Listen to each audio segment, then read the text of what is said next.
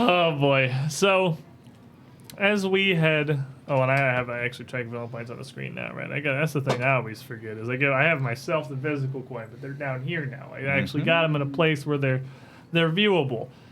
So, as we left off our adventures last week, we had made our way down by sea or by buddy to the city of Kintargo, capital of the brand new nation of Ravunel, which this is. I don't think that they can see that. No, them. He was asking. No, he can't roll dice.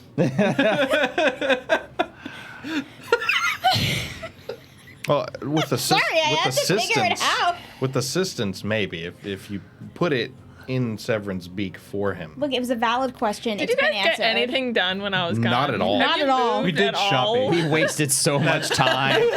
We did a lot of shopping. That was about it. And we did a bunch of cool things. We It's not that we hard. saved Cypress Point, Okay, and we went to Kintargo. that's good. That's good. two things. That's a lot of things. We did two things. That's a lot of big things, though. That's two more Saving- things than normal, I would Saving think. Cypress Point is really a larger thing. It's an amalgamation of many smaller things.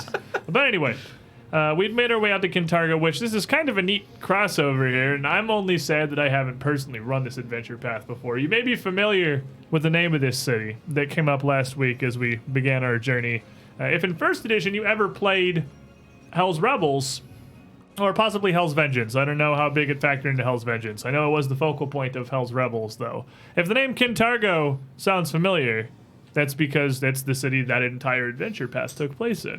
So you may already be very well familiar, audience, with the history of Kintargo itself as a city, as there's a level like 1 to 17 adventure detailing why Ravunel is a country now, which is just cool world connectivity.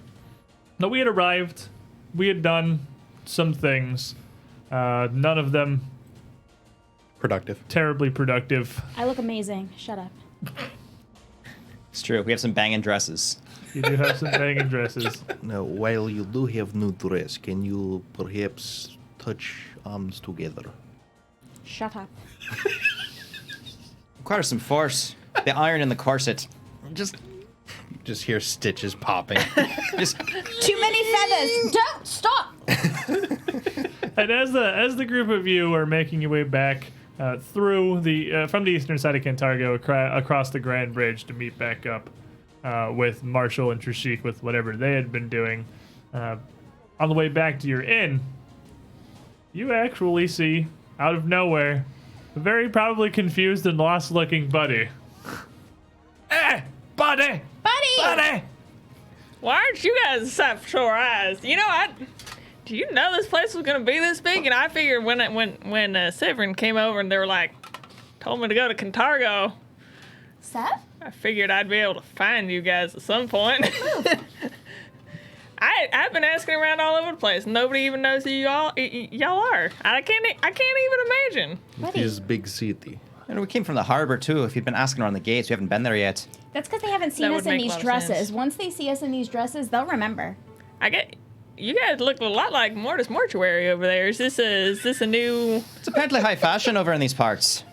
Do Really? you see? Apparently, also, what's high fashion is not being able to bend at the waist.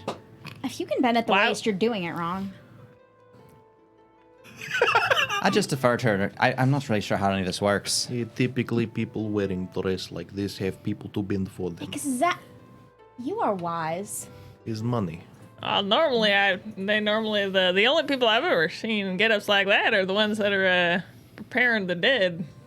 Oddly enough, I don't know. Well, perhaps we'll be preparing some dead this evening. You're looking like you're having trouble moving at all. I don't think he'll be preparing for nothing. Yeah, perhaps I'll leave it at home. Yeah, these are like Gothic England with a giant, Poofy. like frilled cowl. I believe Roshin literally has like an iron-bound corset at the moment that, given the fashion, is probably not even under her dress. It's probably on the outside, if not part of it. The dress probably has an AC bonus, actually. It's at least like a chain shirt. Yeah, like she could probably take like a body cut and just kink, it'd probably be fine. A chain shirt with a max dex bonus of 0. Yeah. And y'all did this willingly? This is... It's Resme's idea. She seemed very excited about it. This is, they broke local law, and this is punishment. They have to walk around like this. Really? Now, what? Now, here now, guys. We're trying to make friends. And you guys, what's going on around here? He's only joking. We haven't broken any laws that I know of yet. Oh, Marshall that's proceeds good. to roll on the floor laughing. I would imagine that Marshall would find all of this absolutely like stomach bursting hilarious. Like he's done for the day. Like he's crying. He doesn't get it. He's just like, it's funny because she's in a dress. I'm not terribly used to them, to be honest with you. You look beautiful. And the group of you between Buddy, who I'm sure is still in his full plate, just I am, yeah. walking around Well, I town. haven't changed much because I didn't But really. What's changing clothes? Incredibly visual, like a visually distinctive dwarf, literally on the ground dying, and then these two, as we discussed previously, the 20 charisma, high fashion super babes standing in the middle of the street. About an hour-ish, hour and a half before sundown, you would definitely be attracting an amount of attention. There's nobody nearby that would not be at least like, Anybody that made eye contact with me, I'd nod and be like, good day, sir. your head is just gonna be. Good day, sir. Sir. Yep. Ma'am. Yep. Perhaps if you get Sir. inside, getting changed, getting ready for this evening's activities. and along with the We're not gonna go out to eat? attention that you Can would you be even? attracting here, you would draw, well, possibly the only familiar face you know in Kintargo. As approaching you would be Zaverick from your ship's journey. It would come kind of with a raised eyebrow. Not so much a smile, it's just the sort of confused look. Ah, what are you doing over in this district? I would have thought you'd have made yourself to the capital by now. Well, we had arrived fairly early in the day, admittedly, but I needed some time to prepare and arrange things. Even an ambassador doesn't see the Silver Court on an hour's notice. Truth be told, it will probably be some time before I'm actually admitted to, well, pitch any ideas, really. Discussions will have to wait. Until then, it's been finding lodging and just exploring the city. And surprisingly, regardless of, well, the size of Kintargo, the group of you aren't strangely easy to find. You don't say. I wonder why that is. And he just kind of looks at Rasheen and Resme. I can see you've been very busy with your afternoon in the capital. Well, we're fabulous now. So I've been told. Well, to my understanding, and this may surprise you, I've never been. Just kind of looks down this very plain, simple, like monk's robe almost, with a single, like very simple, just rope belt, literally knotted in the front just to hold it. Never been one with much of an eye for fashion. Did he just ask for a makeover? No, I'm sorry. No, I'm pretty sure that's exactly the words that just came out of your You mouth. would want to pick your words very carefully when you're around Resme. No, The slightest thing could set her off. no, seriously, like tomorrow, that's what we're doing. I can't even remember what I said. And then, like, a whirlwind happened and I'm wearing this. I will admit I'm much more surprised to see, well, your guys than hers. Hope that does not offend at all, but you didn't terribly strike me as the type either, Roshin. I'm not exactly. But Resme can be rather insistent when she has her mind on certain things. Oh, But she assures me I look spectacular, even if I do. feel a bit odd. Don't feel odd. well, it's fashion for a reason, I suppose. The both of you wear it well. Still, It's very kind of you to say so. though. At least that's 2 votes in favor. And he turns to look at you and in your giant full plate and your cowboy hat, just kind of nodding, and everyone Ma'am. kind of makes eye contact your direction. Well, I don't believe we've met yet. I should introduce you.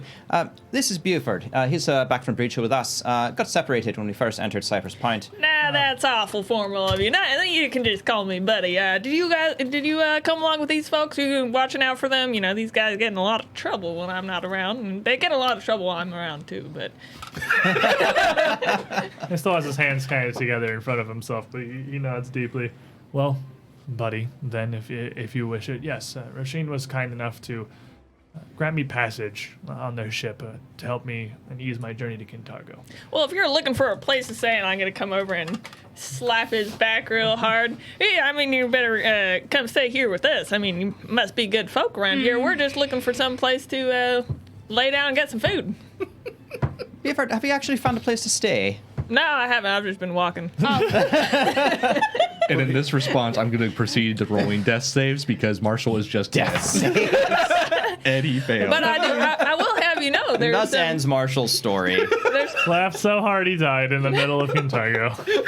there were some real nice folks around here, though. There seems to be a lot of people that'll just like lay out wherever, and they seem real friendly. They offered me a pillow and blanket and everything, and I just stayed with them. Buddy, you stayed with the.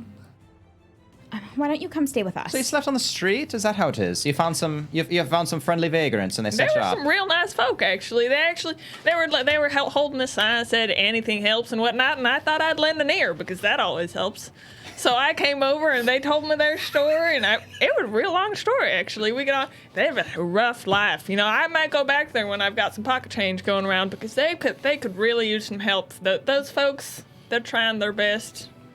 Well, I would at least be cautious of your purse if you're staying in I don't Red have Roof. a purse, so it's all right. Though, admittedly, just by the look of you and, of course, what I've seen of your friends here, I can't imagine that any of them will pose you too much trouble. But it seems it's not a, well, sizable city like Kintargo with an oft-forgotten and lightly policed district, all but abandoned by, well, those who run things as not worth their time. An unfortunate, perhaps, necessity of a new metropolis, but one that certainly is avoidable. See a lot of awful big words here. You know, you may have to mince them a little bit to make everybody understand you.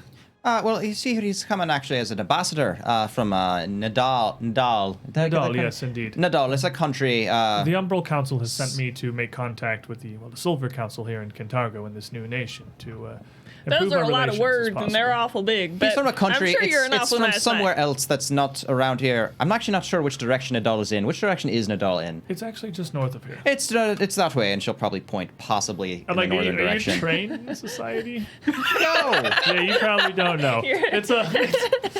It's north of here. I'll If you- take your. Roisin might not I'll look it, but she actually- is literally from the backwoods. I'll take your arm and I'll rotate it about 45 degrees. I'll be like, it's actually over found there. That way. That's the way it is. I found myself in Cypress Points as a stopping place on my journeys, just to rest for an evening. And where's Cypress Point? It was the small town we just came from. there. Ah, We got separated there. names. That's Right, good. 'cause I didn't get a name for that place. You had told me much of your travels and your arrival here in Ravenel, but it's still so easy to, well, I guess for the full impact of your words to not truly bear the weight they should. You've simply magically, well, I mean, what have you told him? You had like two days on a ship talking about Not stuff. Does he know, like, anything. We probably about- didn't tell him no. anything you specific. clearly didn't know like where you were. Yeah. But, like, and I'm sure you didn't tell me anything about like Alcetta's ring. But you tell him you just kind of like Magically teleported got here. Yeah. Magically I figured teleporting. that the Yeah. concept of that you'd been teleported here, you're probably safe enough. You just magically simply arrived here, but strange circumstances for strange times, I suppose.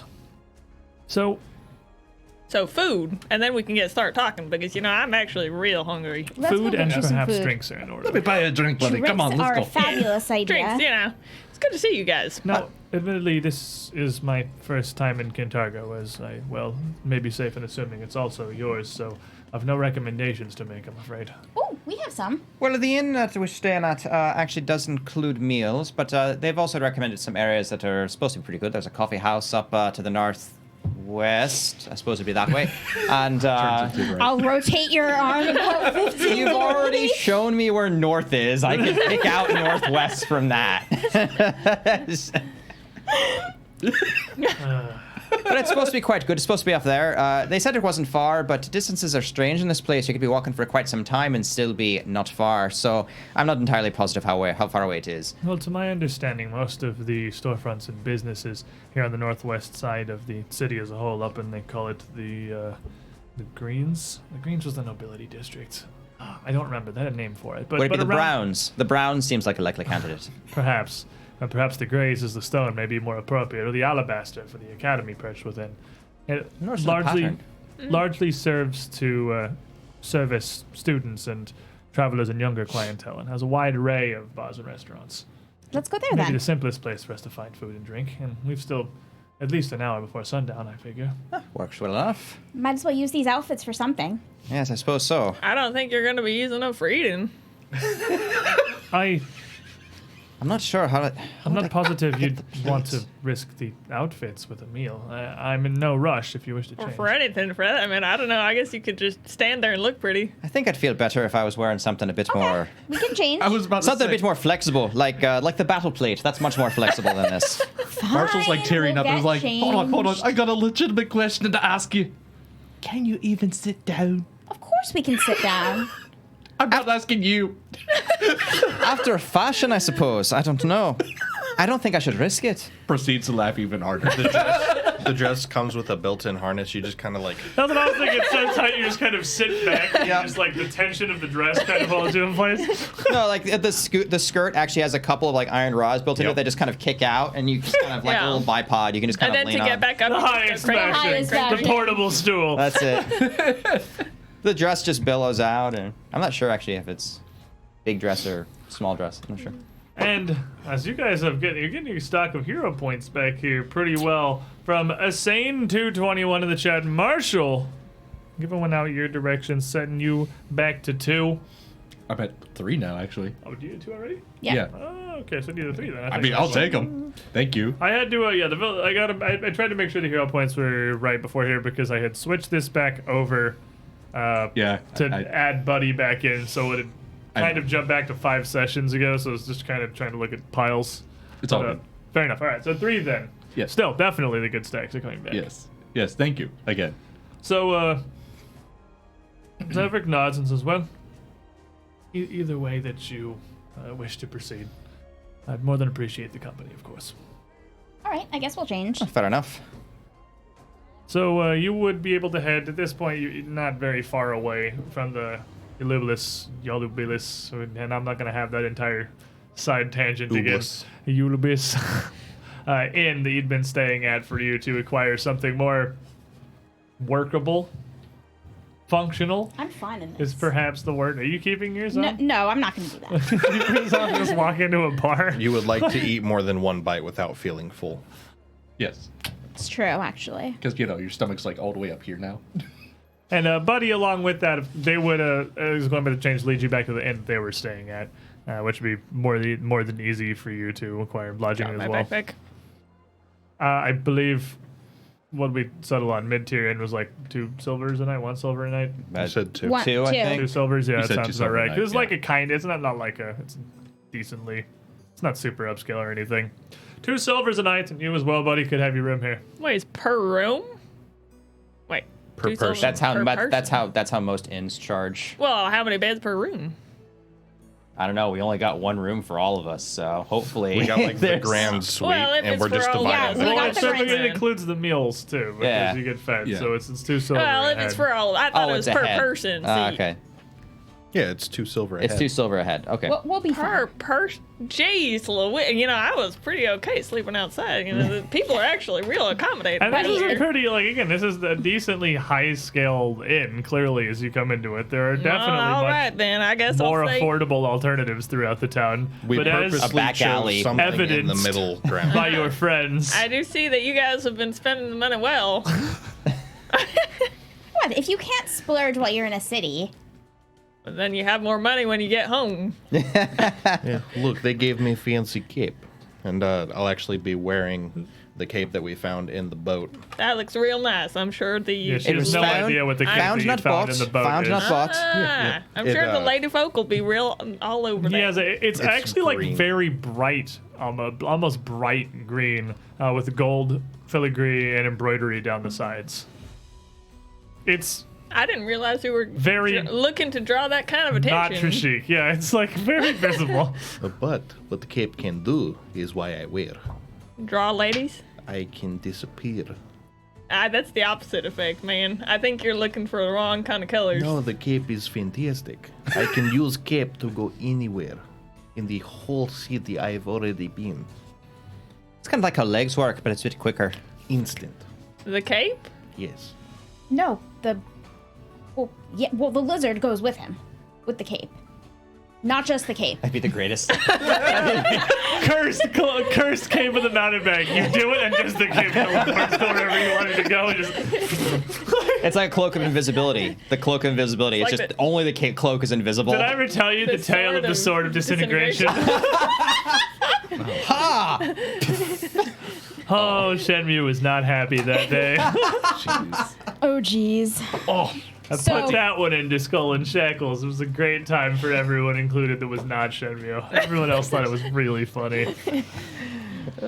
So I guess it'll take us a minute to get Yeah. redressed, and then we'll head off to dinner. Probably Yep. take me quicker time to get into my armor than it does to get out of the dress. So, wearing your armor to go to Mars? Probably not, no. But honestly, I'm she wearing doesn't. my armor to go on Mars.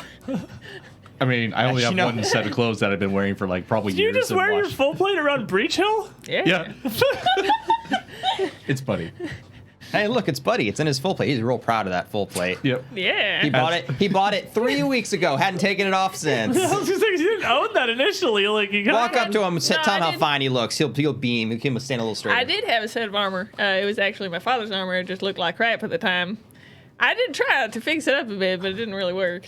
Fair enough. Anyway, now that I got a new set of armor, so I you've guess wear always this just all the time. worn your armor around town It's like a hat. all the time. You don't just take your hat off. It's what are like you a talking hat. about? You do traditionally take your hat off, yes. Nah. It is a thing I don't know that what part of happens. town you're from, but I mean, to be fair, Marshall wears his stuff all the time, but then again, he only has the one thing, so it's like he just has his fur coats and armor and Also, I axe. feel like it's And a somehow more kilt. acceptable for a barbarian to True. walk around looking Well- like a barbarian. Not to mention, on top of that, since Buddy's been gone, you notice that Marshall's armor is at some upgrades in the visual department with like pig like tusk and like barbed wires wrapped around it. And are and you stuff. not wearing like a black metal breastplate? Yeah, now? Yeah. on top of that. like he has like an actual full metal breastplate. you sure guys sure have been upgrading around here. It's pretty fancy. There's like no real benefits. I just look scarier.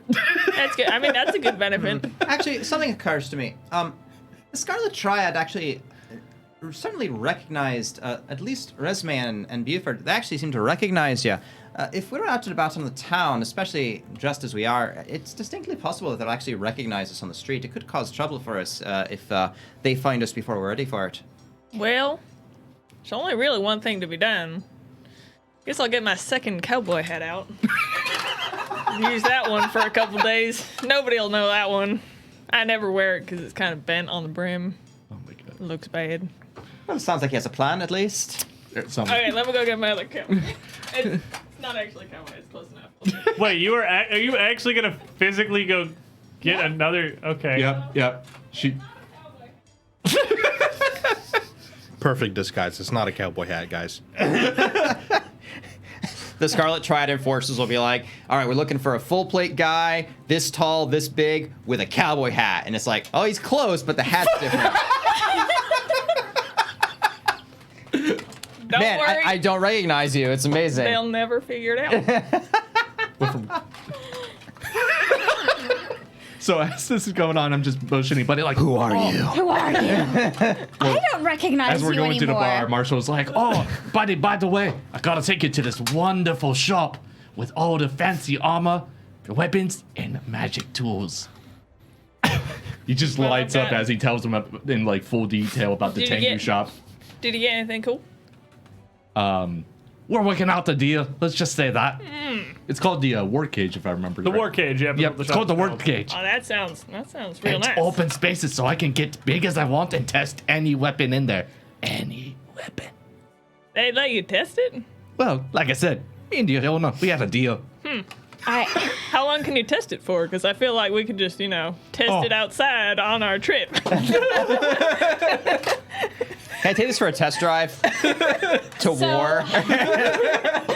Well, how do you know if it's going to work if you don't take it to war? Sword seller. I'm going into battle. I need your strongest swords.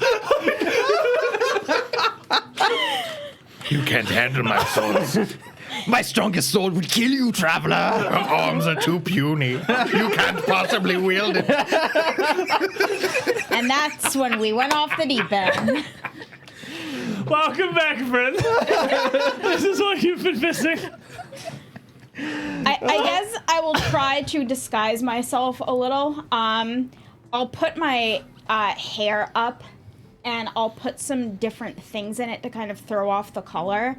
I'll also put some different shades of makeup, and I'll make my makeup just kind of make me look different. And then I'm gonna wear lifts in my shoes to make me a little bit taller. Okay. Yeah, makeup. And I'll Changing. wear clothing that kind of like covers me a bunch with a cape, so that you really can't get very much of a look Much at me. more bundled up, yeah. Yeah. So like really only your face, which you've done a lot of with makeup too, is immediately visible. Doesn't even give away like your shape really. Exactly. Fair enough. And Buddy changed his hat, so I mean you're both completely unrecognizable. Exactly. I don't really like this head as much, but it'll work. So And of course, we actually don't have to disguise myself at all, because none of the members of the Triad that actually ran into me and saw me with all of you survived and lived to tell the tale. So it actually works out Yeah, quite well. but it's actually for both of you, or all three of you, well, actually. 3 of them did, but I think they're in Wongi now. Good point. Wongi. Yep, that's right. We dropped them off in Wongi. No, we put them in jail. They're going to Mwangi later. We didn't have time to take them there just yet. All right, they're the new permanent residents of the retail jail. Yep. All right. I'm also gonna have Severin go into the quiver and hide in there, because Severin's pretty distinctive, walking around with a bird on you. So That's a pretty chonky bird. That Yeah. bird fits in quivers. yeah. Well, also, I mean, as familiar to go, there's actually quite a few around here, I'm sure. That's fair. And yeah, they would not be in a scene like this. It Especially would for, not be like, mail. completely unheard of to see people like Pigeons. birds would be generally the most visible, but also with less frequency, a cat following oddly in step with someone walking around. I mean, there is a pretty high skill college here, and there are wizard schools, so they are less prestigious than the Alabaster Academy. Well, if you could just make him look a little bit more like a pigeon, he'd be a lot more less noticeable. I don't think he'd appreciate that. Oh, well, I'm wearing my second hat, and I don't appreciate it either. Oh, pigeon? Yeah. That carries mail and whatnot. I can't. You can't account for good taste. I don't know. Look, he's wearing his second hat. It's put him off his This game. puppet was a mistake. Flies over, tries to take your hat. This one's got a string, so it can't come off so easy. So cleverly disguised. The group of you head back out from the Aloblis Inn to meet up with Zaverick and just kind of head up into town. He's not wrong. Yeah, even as you make your way down the road just past the inn you've been staying on, there are a plethora of various places to eat and or also drink. Closer down to the docks, back the other direction where you came from, there are some of the less prestigious taverns and bars and, well, things of that nature down there, closer to the actual docks. But as you're getting closer to Alabaster Academy, again, even where you are with this relatively upscale inn, so too are the rest of the businesses. Generally well kept, quiet, and not Zuri Starflower's pig's ear. It would not be difficult for you to find a place for the evening to get a meal and some drinks, and of course, Zaverick is more than happy to accompany you. And as the group of you come back out, he would eye Tuddy's hat specifically. It's me, buddy. I know I know it's kind of disarming, but But I suppose I was more surprised just by the change of hats. Was the I know. well, I had assumed the one you wore prior was a traveling hat or something simple for going out, and this. Well, that's what cowboy hats are for. They're for everything.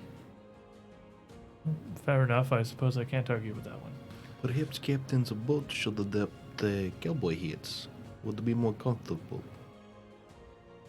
Cowboy hats are good for any occasion. You can wear a cowboy hat to literally anything. I wore mine to my wedding. That doesn't surprise me. Actually, Buford, have you ever in fact taken the cowboy hat off? Yeah, I just put this other one back on. Oh, that's fair. Good point. Good point. The group of you, where did you hail from originally, buddy? All right, I have my farm. It's just right outside of town. We've got this beautiful farm. Me and my wife.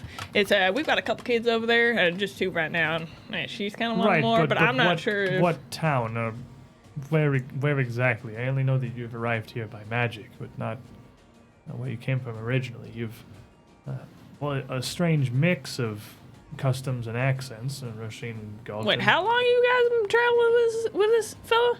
Approximately 4 days. Has it been that long? It's been like 2. I 2. thought I was about to say it was we 2. met him on the first Like 1 in day. town, then 2 on the ship, so like 3 2 on the maybe. ship. Yeah, so So are we not supposed to be telling him anything? Why is he so out of the loop? I'm fairly certain that we've been. Perhaps it's just slipped our minds. I don't imagine it's that big. After all, the rest of It's me's been not a telling secret. dragons where we live, haven't we? Well, I Wow, that's a hadn't- nice dragon. I hadn't been so inclined to pry. I don't Iskar. wish. I don't wish to impose myself in any way that's unwelcome, and given the circumstances of your arrival in Cypress Point, I can only imagine that your journey and very much reasons for being here are as mysterious as they may be important. Mostly strictly violent, but yes, they're also very important. What are we Also doing here? unsurprising. Oh, right. Oh, the Triad. Right. I got it. I got you. Not to The- worry. He's on a mission We're gonna from give the the gods. AXE to the Triad, if you know what I mean. So you came here. Did you then, through I imagine similar magics to what had transported you here, have divinations to lead you to Cypress Point? You had arrived so shortly after the Triad did.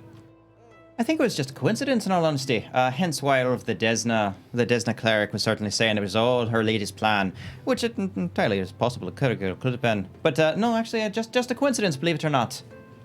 Well, it's certainly peculiar, if nothing else, if you had traveled here previously in search of the Triad to have been, arrived exactly as they did. I can't put it past her for putting that to divine providence. Not even sure I can argue that myself. I have a difficulty myself. You seem distracted, buddy. Does it remind you of something, perhaps? What are we giving to the Scarlet Triad? I don't think I brought anything. Oh, the AXE. It's a code word. I'll explain it to you later. We have code words now. That's real fancy. I've just I come like up with them. I this. thought it'd make it very like this. professional. Well, I tried to light them on fire, but they won't let me. The AXE. No, the Scarlet Triad. We can light them on fire, just not yet. Well, The time will come, my dear. The time will come. I have spent much of the day sourcing accommodations and contacts throughout the city, so while I'm not personally familiar with Kintargo, you said you had recommendations from, I assume, your concierge from the inn. Yes, indeed. Actually, it occurs to me, since you've been talking about, in all deference, I greatly appreciate your company and all, but if you're going to be getting around with us, and we are about to be kicking in the door of a large crime syndicate, it occurs to me that if they're involved with local politics, it could be bad for you if you're de-associating with us. Or it could be good for you if there's a local crime syndicate around and you want to make yourself accommodating to the local landlords. It might be a good idea for you to come with us. It'll give you a good reputation. You could be seen as the hero. Full disclosure in either case. Buddy, welcome back. Missed Thank you, thank From you. Justinian 9, putting Yeah. the universe back right again, putting the plus My sign lord. next to Buddy's hero points. Never going to life spend is what it any of them. The dragon horde is back. He would nod slightly.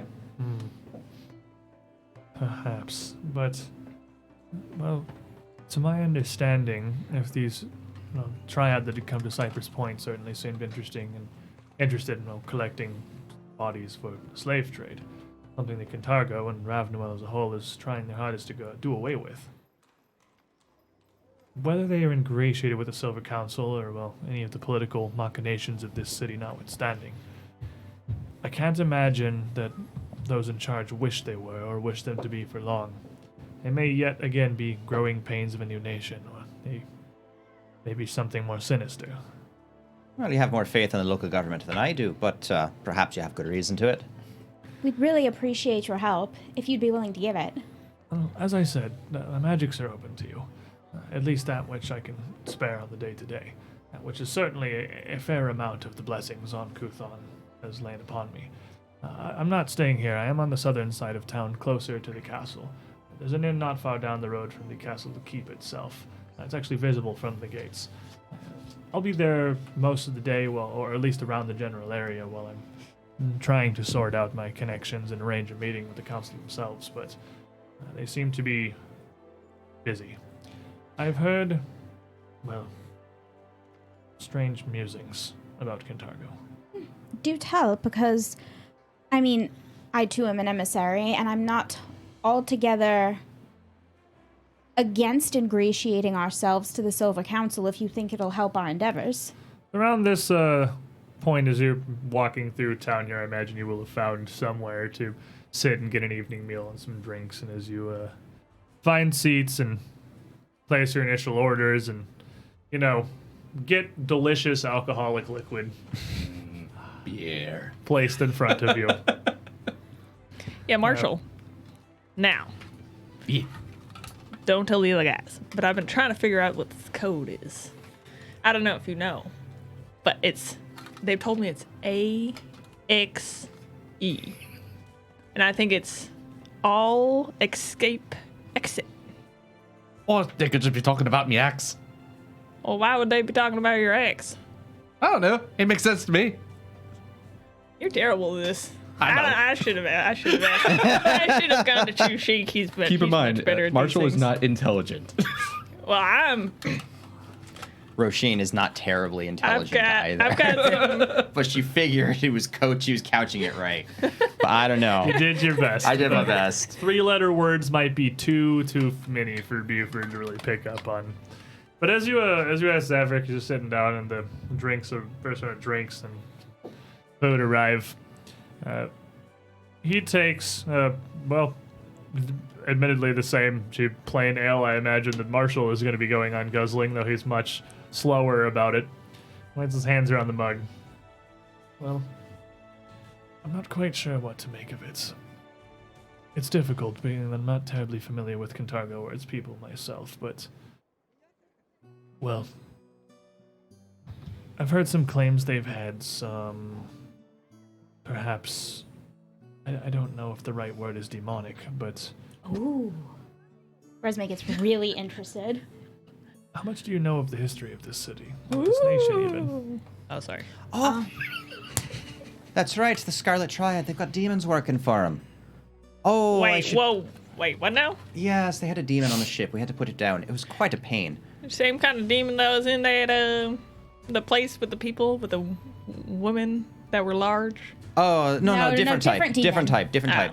Oh. But no, actually, it's a good point. If they have more, we should actually. Oh, goodness gracious! I might have to cut dinner short if we're to make it there. I need. Oh, goodness gracious! If there's a place we could get some support for a temple or a shop selling a magical scroll, something we could bring some blessings with us to try to deal with them. I know they exist. I just my talents aren't quite focused in that direction. If you understand. I know that there's a chapel both to Abadar and one, I believe, Desnan, not too far from here, near the academy itself. Desna, probably that one. Probably that one. They'd probably be expecting me at any case. Kintargo. It would be Kintargo. more than likely that the children of Ebedar would not question if you just give money. They do not care. That's a good point. Think through my lessons. What do I know about Kintargo? Give me a society check. You think it starts with an H? What? I'm assuming The she word rolls history. really badly and can't spell it. Like- 31. So Opposite of that. with a 31, you would know that Ravenel seceded from Cheliax quite recently, and that this is, well, kind of a recurring theme for Cheliax. They've been losing a lot of colonies over not a huge amount of time. Once Cheliax was massive, itself originally a colony of Taldor. When it broke away, Isker was part of Cheliax, Ravenel was part of Cheliax, even the Doll was part of Cheliax. And the Doll seceded some time ago, like around the death of Erodin, so like thousands of years ago. But Isker and Ravenel were much more recent. Ravenel being within the last decade.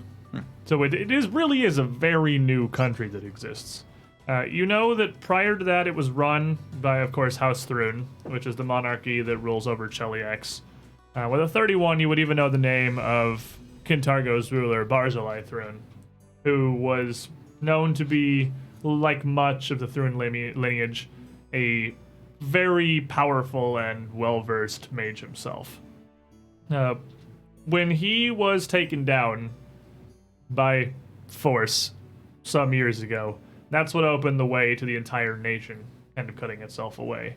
The Silver Council stepping up to replace the ruling council of House Thrun, and they've been working ever since then to kind of, well, move everything over. She'll rattle that off kind of nonchalantly and then take another sip of wine. Well versed then. I suppose not terribly surprising if you hail from Isker, which, well, has faced somewhat similar fates to this new nation. Actually, my mother's just a very scary history teacher. Fair enough. Well, however you came across this knowledge, that too was how I understand it. But from what I've heard, many here within Kintargo claim that, well, House Thrun still has its claws set in deeply, and the shackles of Chelish rule are not thrown free so easily. I've heard an entire range of things, from that there are latent magics and sorceries that Barzillai Thrun himself wove through this city, contingencies he may have laid in place should he be overthrown, to claims that, well, Barzillai himself still lives. Sound like ghost stories to me, but things have happened in the last couple of months that make me believe that, well, I suppose anything's possible. What does that have to do with the... Does that have anything to do with the instability of what's going on with places being raided? I don't know, but perhaps. Ravenel is fledgling and still trying to come into its own, and with of Kintargo is beset by these rumors, and if there is any substance behind them, I would not be surprised that it could open the way for the Triad to, well, raid the coast as they see fit, freely and without opposition. Furthermore, it seems I may very well have my work cut out for me.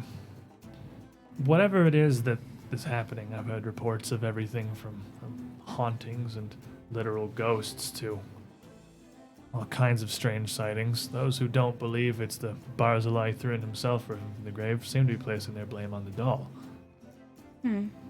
Well, it makes sense. You are a very good built-in scapegoat. Indeed. Likely the sinister reputation. I do understand how my nation is seen outside of its borders, but this will be even more an uphill battle than I'd feared. Although... And with that, he takes a pretty big sip of ale. He has quite the daunting task ahead of him. Although generally, where there are ghost stories, there are ghosts. And where there are ghosts, there is distraction. If somebody is using these types of things as a distraction, it begs the question, what are they trying to distract from? Aside from a very profitable slave trade. But why would you do that? I mean, slave trade is unfortunate and evil, but it's been under the blanket and people have been doing it for years. Why create this kind of trouble now? I couldn't tell you. As I said, all I've heard is rumors and hearsay, and I can't even really tell if there's anything to substantiate them. It's a rare city throughout any of Galarian that doesn't have its own fair share of rumors and ghost stories. And given the history of Kintargo, it makes perfect sense that, well, the ghost of Barzillai be blamed for any strange happenings. And we know there's another demon here. The ghost of Barzillai. Perhaps it'll be his fault. The ghost of Barzillai will take the Triad down. That's exactly what it'll be. If anyone asks, that's what happened. Is a suitable claim. I suppose I could be ghost. Perhaps an interesting way to turn the city's fears to your advantage, yes. Ooh, That's that would very be wise, creepy. Rasheen. A puff of smoke, bodies in the street, Oh, and could nobody we, knows. Well, could they be evil bodies? Well, we could keep the bodies inside the warehouse, and not necessarily all of them, especially if they have more captives. We'll have to be careful that they don't get caught up in it. Simply theatrics. I do not plan to kill random people. We Fear have a is- sit-in. Fear is a Only power- very particular people. Fear is a powerful weapon. It's stricken down entire armies as swiftly and as effectively as any blade or magic. And it apparently very effectively governs Nodal. In some ways, I can't disagree. It's a powerful motivator. One more of the most basic instincts of our very human psyche. What makes us what we are. Oh, Nodal, it's run by a shadowy council. They use a lot of demons to do their work for them. Kind of like Cheliax, actually. Devils. Devils, I'm terribly sorry. The Umbral Courts has its own ways, and again, as I've He seems nice enough, though. to your friends. I don't throughout, understand what any of y'all are saying, but I'm glad you're getting the plans down. There's just a lot of words, and I don't know anything about what you guys are talking about. This particular... Well, he's just eating. Yeah, I'm just over here eating, drinking beer, and I'm like, You got like a snack of pork chops, and probably like, what? This particular city used to be owned by the Chelish Empire. yeah.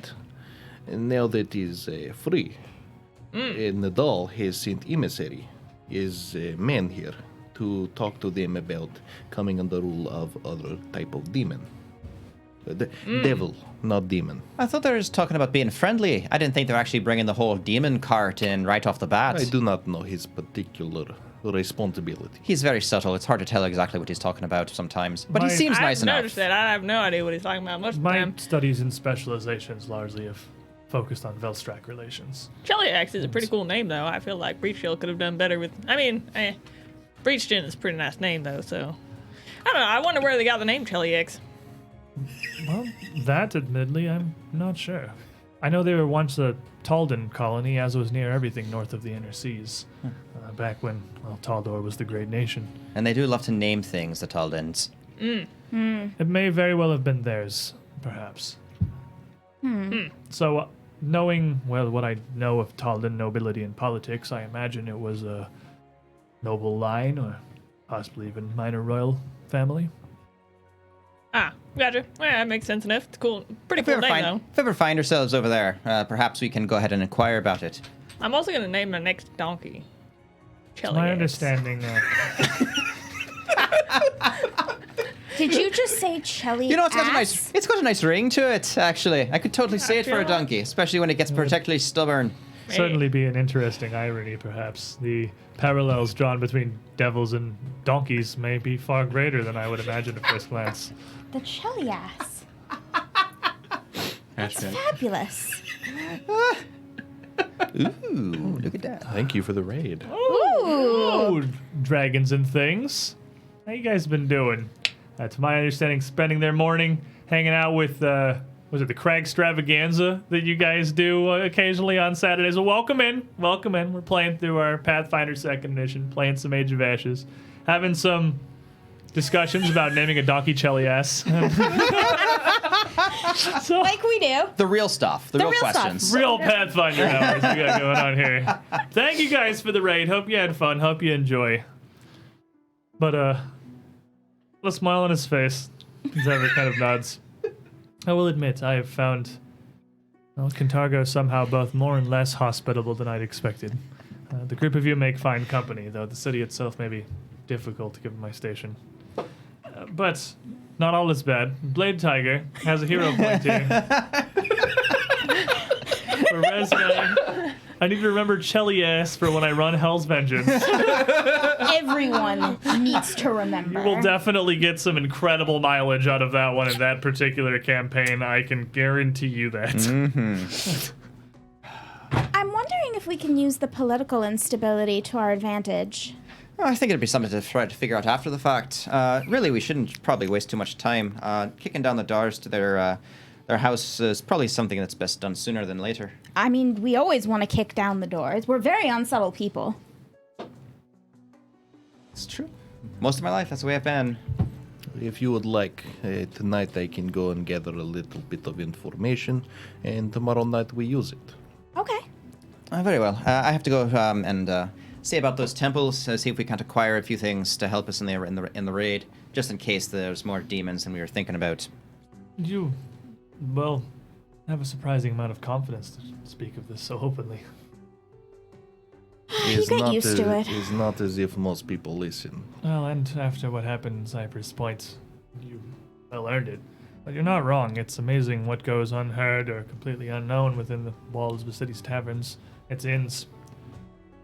If you want to find any information about the Triad you're after, possibly their workings, maybe all you have to do is enjoy a nice meal and listen. Perhaps we could try and see what we could find out that way. If we wanted to actually spread it out over the course of the day, we have scouting to be done. I have to go shopping in the temples. You could perhaps. I can most certainly schmooze. And- Nobody schmoozes I like could have you. seconds. If I have seconds in the earshot of someone who needs to be listened, I definitely nod. Well, I think the both of you want to go to the war cage, correct? Oh yeah, that's true. I was about to say I gotta wrap up the favor I got to do for the Tengu, and then I'll take Buddy with me so he could do some window shopping. Well, it sounds like the group of you have your plans well laid then. I imagine it was no small effort to, well, teleport here from Easker. And y'all, it's safe here, right? I mean, going off all by himself. I mean, I know you can run real fast, but Well, the thing to consider is that if the Triad is so well connected that they have agents everywhere, they've already seen us. And they certainly well, haven't then tried why anything yet. am I wearing my second hat? Because they might not have so many agents out. Perhaps the Triad simply are operating as an underground, and as long as we leave them alone, they won't bother scouring the city for us, because they probably don't realize we're Alright. here anyway. I can be subtle. There is only currently a lack of information. We do not know how expensive they are. Well, this city certainly seems to hide its fair share of secrets.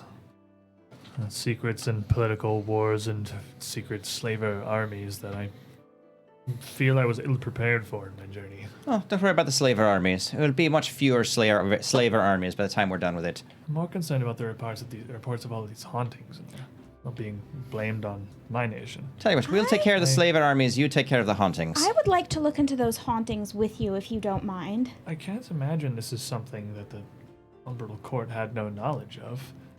They pulled the strings in a great many places. So do you think you think Nadal is actually behind the hauntings? No, nothing so plain or so, well, deceptive. They've a great many reasons to seek the kinship of Kintargo and, the country of Ravenel. I just wonder why this, now when I arrive, is the first I'd heard of it. They may very well be recent happenings, but something like this, rumors seemingly seated so deeply in the populace, don't typically appear overnight, well, unless there is some truth behind them. We're going to have to find out. It worries me one way or the other. Either I was purposely left in the dark, which admittedly has its own uses on many occasions, or these are more than simple rumors. Either way,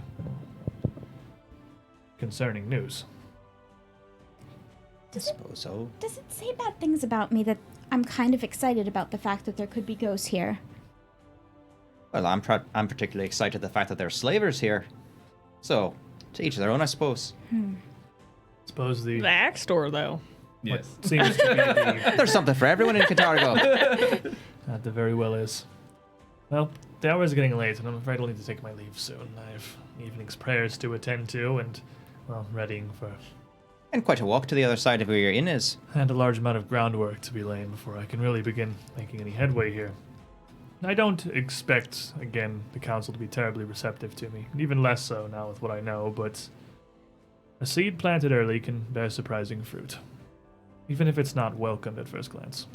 Look at the bright side. They probably won't clap you in irons right away. You are an official emissary, after all. Well, I can hope that this city isn't so barbaric as to overlook that entirely. We'll come visit you if it's the case, though. Well, you have a good I'll have that to evening. look forward to. Sure was a pleasure to meet you. You have a good evening prayer. I mean, I always had a bit of respect for a man of cloth, so you have a good evening there. Do as well, buddy. And by your, I imagine have some open. I He has no Yeah. preconceptions at all, does he? He's so cute. What, Buford? No, he's a cutie pie. I would think that Yes, gods well. perhaps have a surprising amount in common beyond what's, well, similar to Cheliax and, well, devils rather, and the donkey, maybe more than you would imagine at first glance. Pleasant Well, evening to Iomade you. is an welcoming lady, so we'll. And she brings her justice swiftly, at the blade's edge. That's what I've heard. I have a pretty dull hammer, but it comes around eventually. An irony, I'm sure, is not lost on her. Anyway, not to keep you. Enjoy the rest of your meals. And I- it's good to have friendly company in a new city.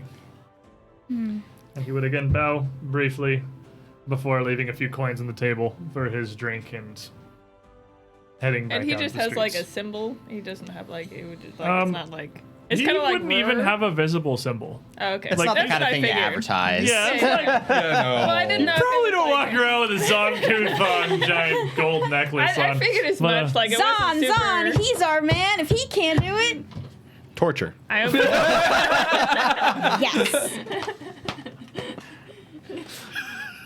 accurate. Okay, good. Just make sure. Yes. But yeah, he would not have a visible holy symbol. Okay. Not that I would really know it anyways, but I mean, Roshin's tried to tell you so many times, and in her mind, you know, and you're just being really cool about it. Suddenly, she's like, oh, man, no one seems to care. Okay, it's Anybody fine. can be redeemed. It's uncouth on to talk about it. What everyone thinks Buddy is thinking. What Buddy's really thinking. yeah, I know. That's, Man, this is a good porch house. yeah, you have a good day. Munch, munch, munch, munch, munch, munch, munch. He was really nice. What a nice man. Man, he's just like a true cheek over here. We meeting some good fellas around here. This is the paladin. He made a good point about the bars. I wonder if after we leave, I shouldn't circle back slightly less visible and see what I can pick up. Well, if you're going to be out late, I'd feel better if one of us went with you. But over the course of the day, with the sun out, I suppose I'd feel a bit more comfortable with us being able to go in our different directions. Speaking of it getting late, perhaps I should start heading that way now. That's a good idea. I would trust your judgment on it. Try not to raise the alarm while you're over there. I'll do my best. And I'll go on ahead and pay for my meal the same manner and start heading over to the Sunset Imports. Imports. I can never remember if it's imports or exports. They do both. Yeah. I mean, you have to do at least some degree of both, right? If you import, you can't just like hoard an ever-growing amount of cargo. It's got to go somewhere. Like Buddy's Like aeroplanes. Bray, I was going to say that. Oh, you beat me to it. Same wavelength. Great minds think alike, sir. I guess technically they could be entirely focused on imports and have a partner company that does the exports. Well, you could just do the imports and then just sell them to the people who could. are locally. You guys are such nerds. Called Pier Anyway. 1. I thought you would appreciate it. I love the amount of like discussions we regularly get into about the actual business or like governance behind incredibly The minor tax system. Taxes, absolutely. Oh, God. I mean, we're all sitting here streaming Pathfinder, so I think that's just kind of assumed. Oh, Yes. oh, yeah. Anyway. So I guess Buddy and I were wrapping up our meals, and then we're going to head out, and I'm going to take him by the war cage and be like, all right, Is it so, too late? It would be too late about during the day? sundown as the time that you're leaving. So like you could show it to him from the outside, Yeah. but it wouldn't be open. Oh, So the group, you head out not too long after Zaverick does to head over out towards Sunset Imports and start taking a look around. The other four of you, I imagine wrapping up as it's getting late, get up to leave. You can still, I mean, Work Cage again is largely visible from the Yeah. outside. It's got this big fence. I just figured I'd As- say hello to the Tengu and be like, hey, this is my buddy I told you about. Yeah, and Buddy. as the group of you the four of you are making your way outside into the streets. Crowds thinning a bit as well. Again, this is largely a students and tourist district, and those are two groups of people who are not terribly likely to be staying that late out on the town as they've things to attend to or are in a tourist city and probably don't want to stay out super late. You make your way out into the roads where, Buddy, you would hear a crackling of flame. There are torches around various areas to like, light the streets and whatnot. It's not. It's just sundown, so it's not terribly dark, but something more akin almost to a bonfire. I wonder if that's where they're doing the barbecues. Followed by like a ripping, echoing growling. And as Something's you- getting into the barbecues. As you turn to look, you would see what looks almost like a hound, but fully aflame. Its body just completely wreathed in fire and a blackened, almost skull demonic face sticking out from this, launching itself at you. I need everybody to roll me initiative. So like- who's there? Us four. The rest of you Okay. don't see anything. Ah, Just Buddy sees and hears this, but you'd see him immediately turn to look at something, and you're off at some sort of not here at the moment. Yeah. That is a 25. Hold on. Oh, sorry. He's got to do the thing. I gotta get everything ready. Okay, 25 you say? Mm-hmm. How about you, Marshall? 24. And Roshin? 26. Oh, we're very Nice average. little nugget here. Yeah, I know, right? Resume, do you have 23 or 27? 26. Okay, who wants to go first? You can go first. Sure. Okay. And Hot Dog I like hot dog. Heh. Can't we call him the wiener? is, as it stands there in the road, wreathed in fire. You know, buddy, what is your like initial reaction to this? It's pretty By large. golly too. gosh, there's a dog in the road, but he's on fire. Um, I'm sorry, what? Who's in that What? hell? what? So Rasheen kind of yells that. There's some people around. You don't really see or hear anything. Yeah, Roshin's just kind of looking around and looking at Buddy, and I guess that's delaying. Just kind of wait. I mean, he's like, I don't know what's What are you going on? talking about? resume as well. Detect magic? Okay, with your quick spell here, let me see. You would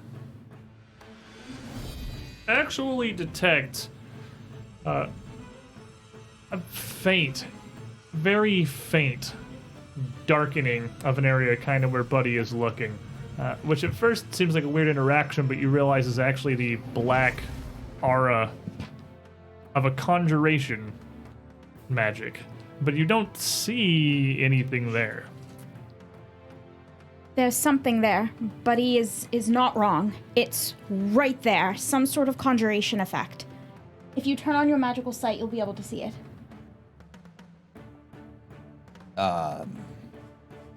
And I will throw a shield up. Because it's definitely there. Well, Yeah, that is in fact like that's it's- two it's people there. taking this seriously. Yeah, two people looking at it that seem to be convinced that there is actually in fact a thing. So do you want to step in now? Yeah, 'Cause Roshin will step in. Looking here, not entirely sure, but it's fairly indiscriminate, so it should be all right. Tineshi, and she'll throw out a wave of magic, which will ripple out and then blossom, and everything in that air in a 10-foot burst area where Resme is pointing is going to be coated in colorful, flaming outlines. That's fairy fire. Okay.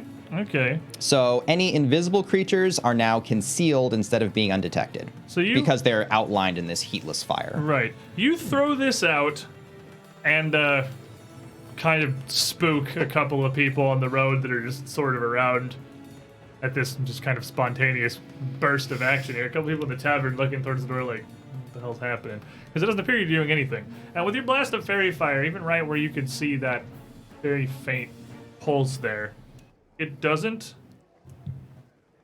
highlight anything. It settles on nothing. Are you sure there's something there? Because it certainly doesn't look like there's anything there. Roll me a perception check.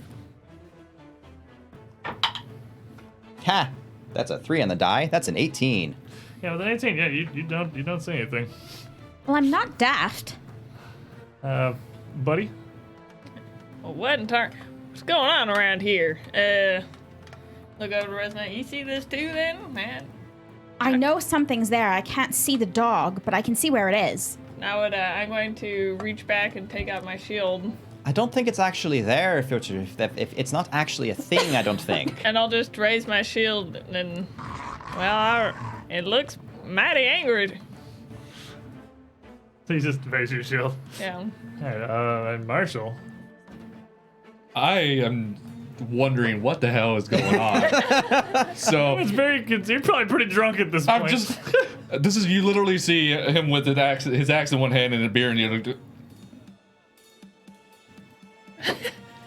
I don't know what just snipping out, but okay, he's gonna delay.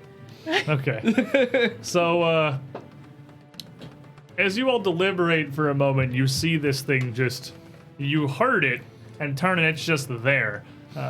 Wreath completely in flame. It doesn't even seem to be like singeing or interacting with the grass on the side of the road or anything. It's just sitting there, mouth agape, these snarls emanating forth before it lunges at you, directly at you. Not even so much running as throwing itself the 30-odd feet down the road like just a flaming torpedo, like one of Resme's fireballs. But the only thing really visible around this wreathed flame are just these black jaws and fangs. And this is gonna... I'm not gonna use the kill everybody die. This is... Thank you. Oh,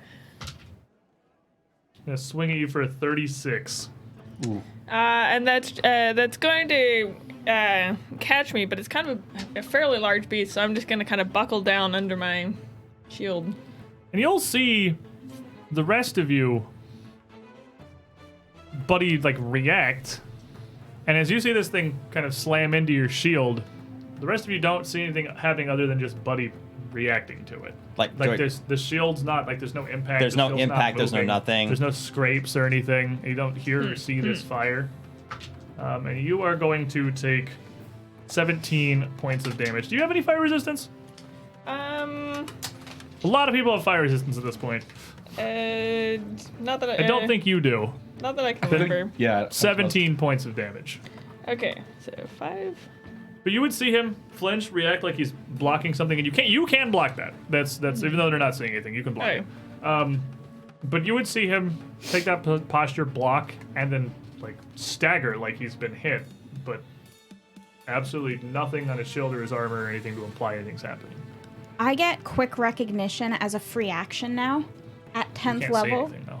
Huh? You don't say anything. It's an effect. It doesn't matter. It's an effect. Like, is it a spell? You said it's conjuration. If it's something, it's like recognized spell, but I get it instantly instead Right, of you having have to use. to be like detecting it to recognize it. Well, you said I detected something. You saw a small conjuration, or you don't see enough to have any idea of what Got it it. is. He means you have to actually perceive. Like, yeah, a thing. you currently like can't perceive it at all. Okay, Yeah. got it. So, do you want to take your turn, Marshall, or you? I'm going to attempt to, the Wave best your way I hand. can, sniff it out. Well, if you're being attacked like a dog, I guess the only one to find it is sniff one. Perception. All right. I'm gonna go ahead and spend a reroll on that. Probably in the tray would be better. That is a way better. That is a 29. The 29, as you look, really Sniff. more sniff. You, drunk as you are, can just get a faint. You have scent. No, I Do you don't. have scent, or you just sniffing? You I'm, get a- you I'm get a- just doing barbarian You get things. a faint hint of something burning, and as with that, kind of surprised, you look to Buddy, and you can just barely, almost like a heat haze, see a fairly large shape attacking him. I'm coming, buddy. Because I'm not sure what it is, I'm just going to do a regular attack on whatever the rough area where I think I know the thing is. Okay. So I'm guessing that's like a. So give me a concealment check first, because basically it's hidden. All right, So you so got a 50-50. 11 plus. 11 plus. 10. Ugh. You know what? Wait, isn't it flat check 10? Is it 10? It's 5. It's 11. It's 11? Okay. Yeah, because hidden goes to a straight 50-50. I'm gonna go ahead and spend it. Ooh, hero points. Might as well use them. Get in there. Very That cocked. was That kinda is cocked. very extremely cocked. Let's try that one more time. I like the. Yep, that is The about group it. consensus Yeah. about the cockness of the die. I don't think it's possible to get So, more cocked you than have that, actually. I perfectly failed straight the up. perception check, so I'm Yeah. going to presume I miss. Well, yeah, if you know the 11, you like swing kind of at it, but you can't see exactly where this thing is. You can just tell that it's generally in front of Buddy. You see three somethings. Yeah, In your it's drunken just like haze. there's a Yeah. general haze of. I can hold my liquor better than You most, swing your okay? axe through, at this point, between your spell and then Marshall now just kind of swinging an axe around. The people that are around are turning and like. I'm just like- not like sprinting away, but people are kind of hurrying away from the area. At this point, I at least know I'm like, okay, I can't see it per se, but I know something's there, so I'm just kind of bracing for holding my reaction. Yeah, you can still. You still have a third action. You can swing again. Well, I have to pass concealment. Anyway. You do have to pass a concealment, but you can swing again. Yeah. We'll try it. Yep, I know it's there. 18. 18. All right, so now you can make your attack roll. So it is a -5 because it's your second swing of the turn. So that first one you still get into, it just doesn't connect. Hey. That's gonna be a 39. Ooh, boy. 20?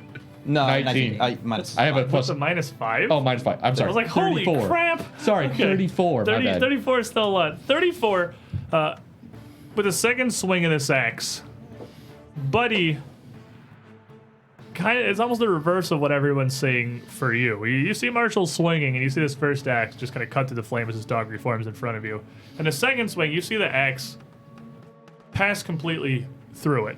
Like, you wouldn't feel anything. You wouldn't have any, like, physical response I don't feel any at all. resistance, Yeah, you don't yeah. feel any resistance at all. But you would see this dog, as the axe catches it, stagger it, stumbling it off to the side as its feet kind of kick in the gravel to maintain its footing. Although none of the gravel or anything it interacts with seems to be moving. And give me your damage. Well, since I'm not raging a giant, I guess it would just be my.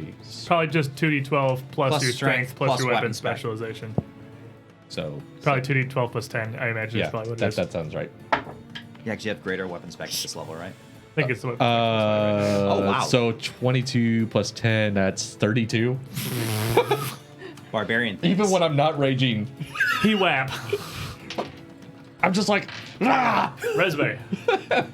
Resme will try to concentrate on her magical perception and see if she can figure out what this effect is so she can figure out how to counter it. Right, give me a perception check.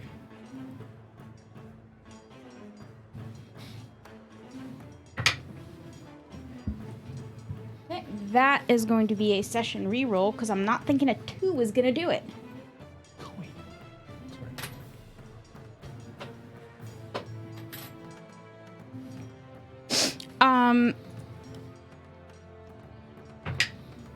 It's better. That is going to be a 29.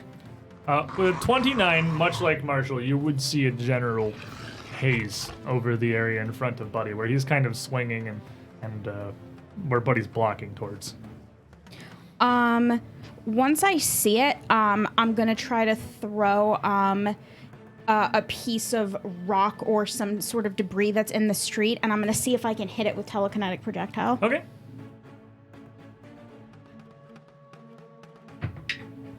That's a nat 20. Okay, now remember the concealment check. Oh, no. That's an 18. Ooh. Yeah. Okay, so you fling a rock exactly at whatever this thing is, and yeah, a natural 20 incredible, is going to hit it. It is immune to critical hits. So give me your regular damage. Sad, deflating crits. resume noises. That is pretty sad. Wait, why you like this? That was the most beautiful crit too. Even past the concealment check and everything. It's all right. That's My like dice good are dice. good. It's good dice. Yes. It's going to be 24 points of damage. Okay, so again, you'd see this pebble shoot through this hound, and you would see the flames kind of start to waver and flicker a bit around its body, looking almost skeletal, with just blackened, charred bones inside it. Some skin, old and burnt, stretched tight across it, as whatever they're doing, although you're again seeing no resistance, just thuds into the ground past it. It does seem to be affecting the creature. Oh, that's so odd. Machine. So y'all are actually fighting something. Yeah, he stumbled back and everything. All right, Roshin's still not sure this isn't just some elaborate fight. She had a couple shots of whiskey in the restaurant. She knows one way to go ahead and say,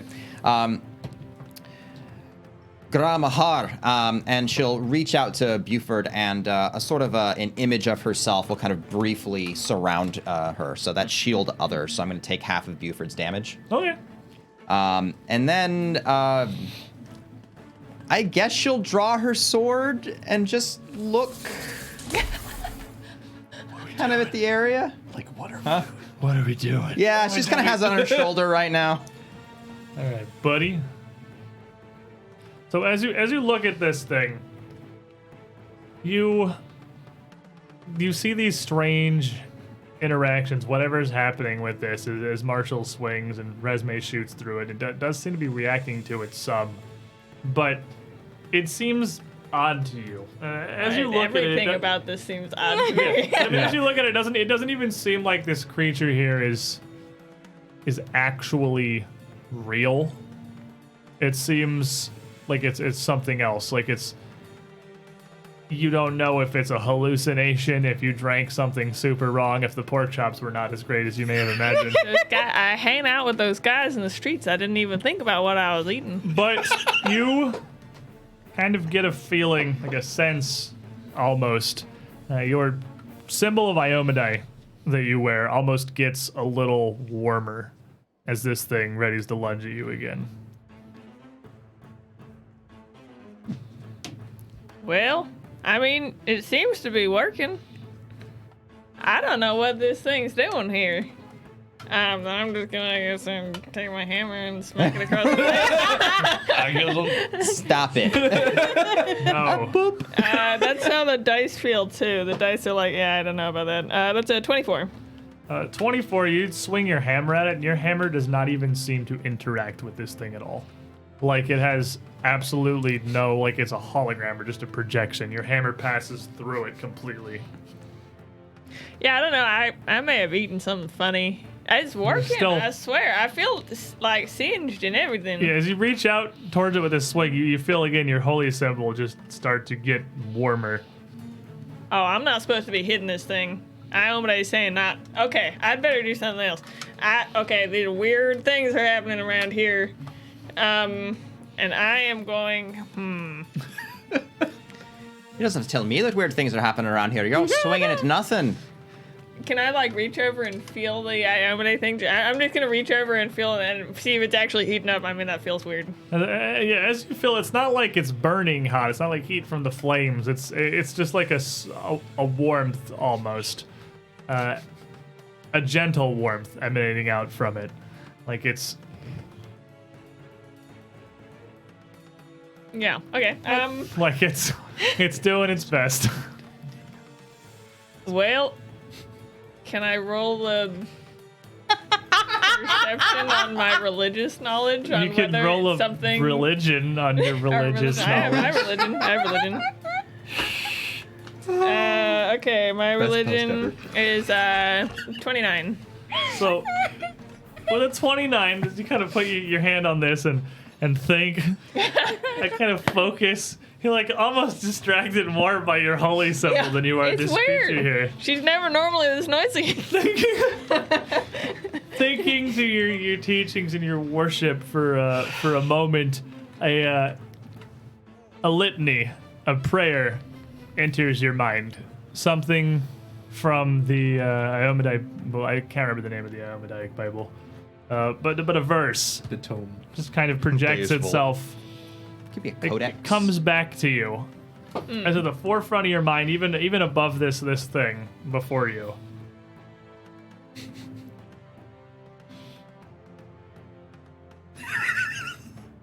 Do I say it? Or It's not like it doesn't.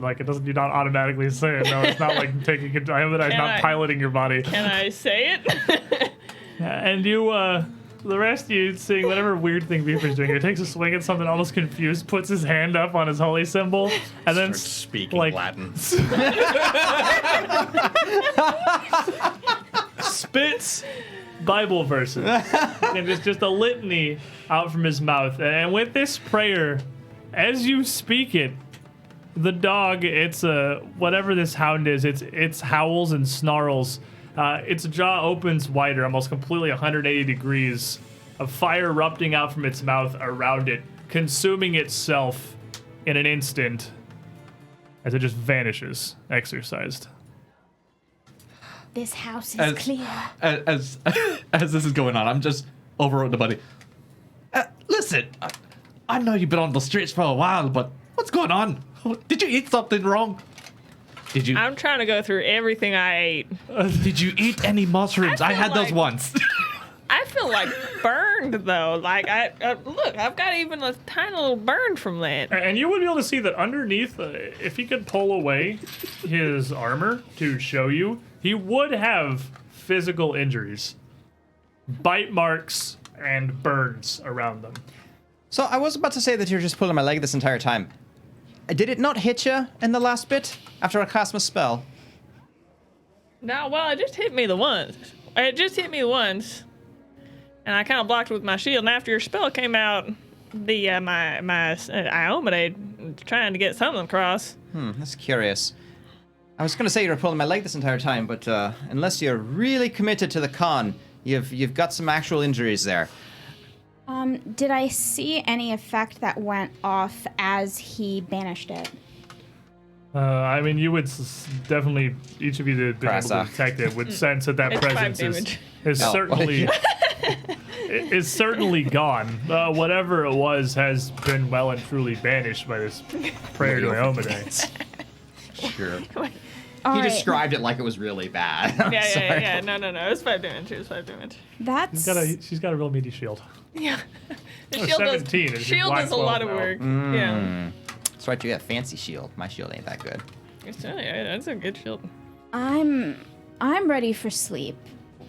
I don't This has know just about been that. weird. I'm gonna go have some words with Iomade or something. This is weird.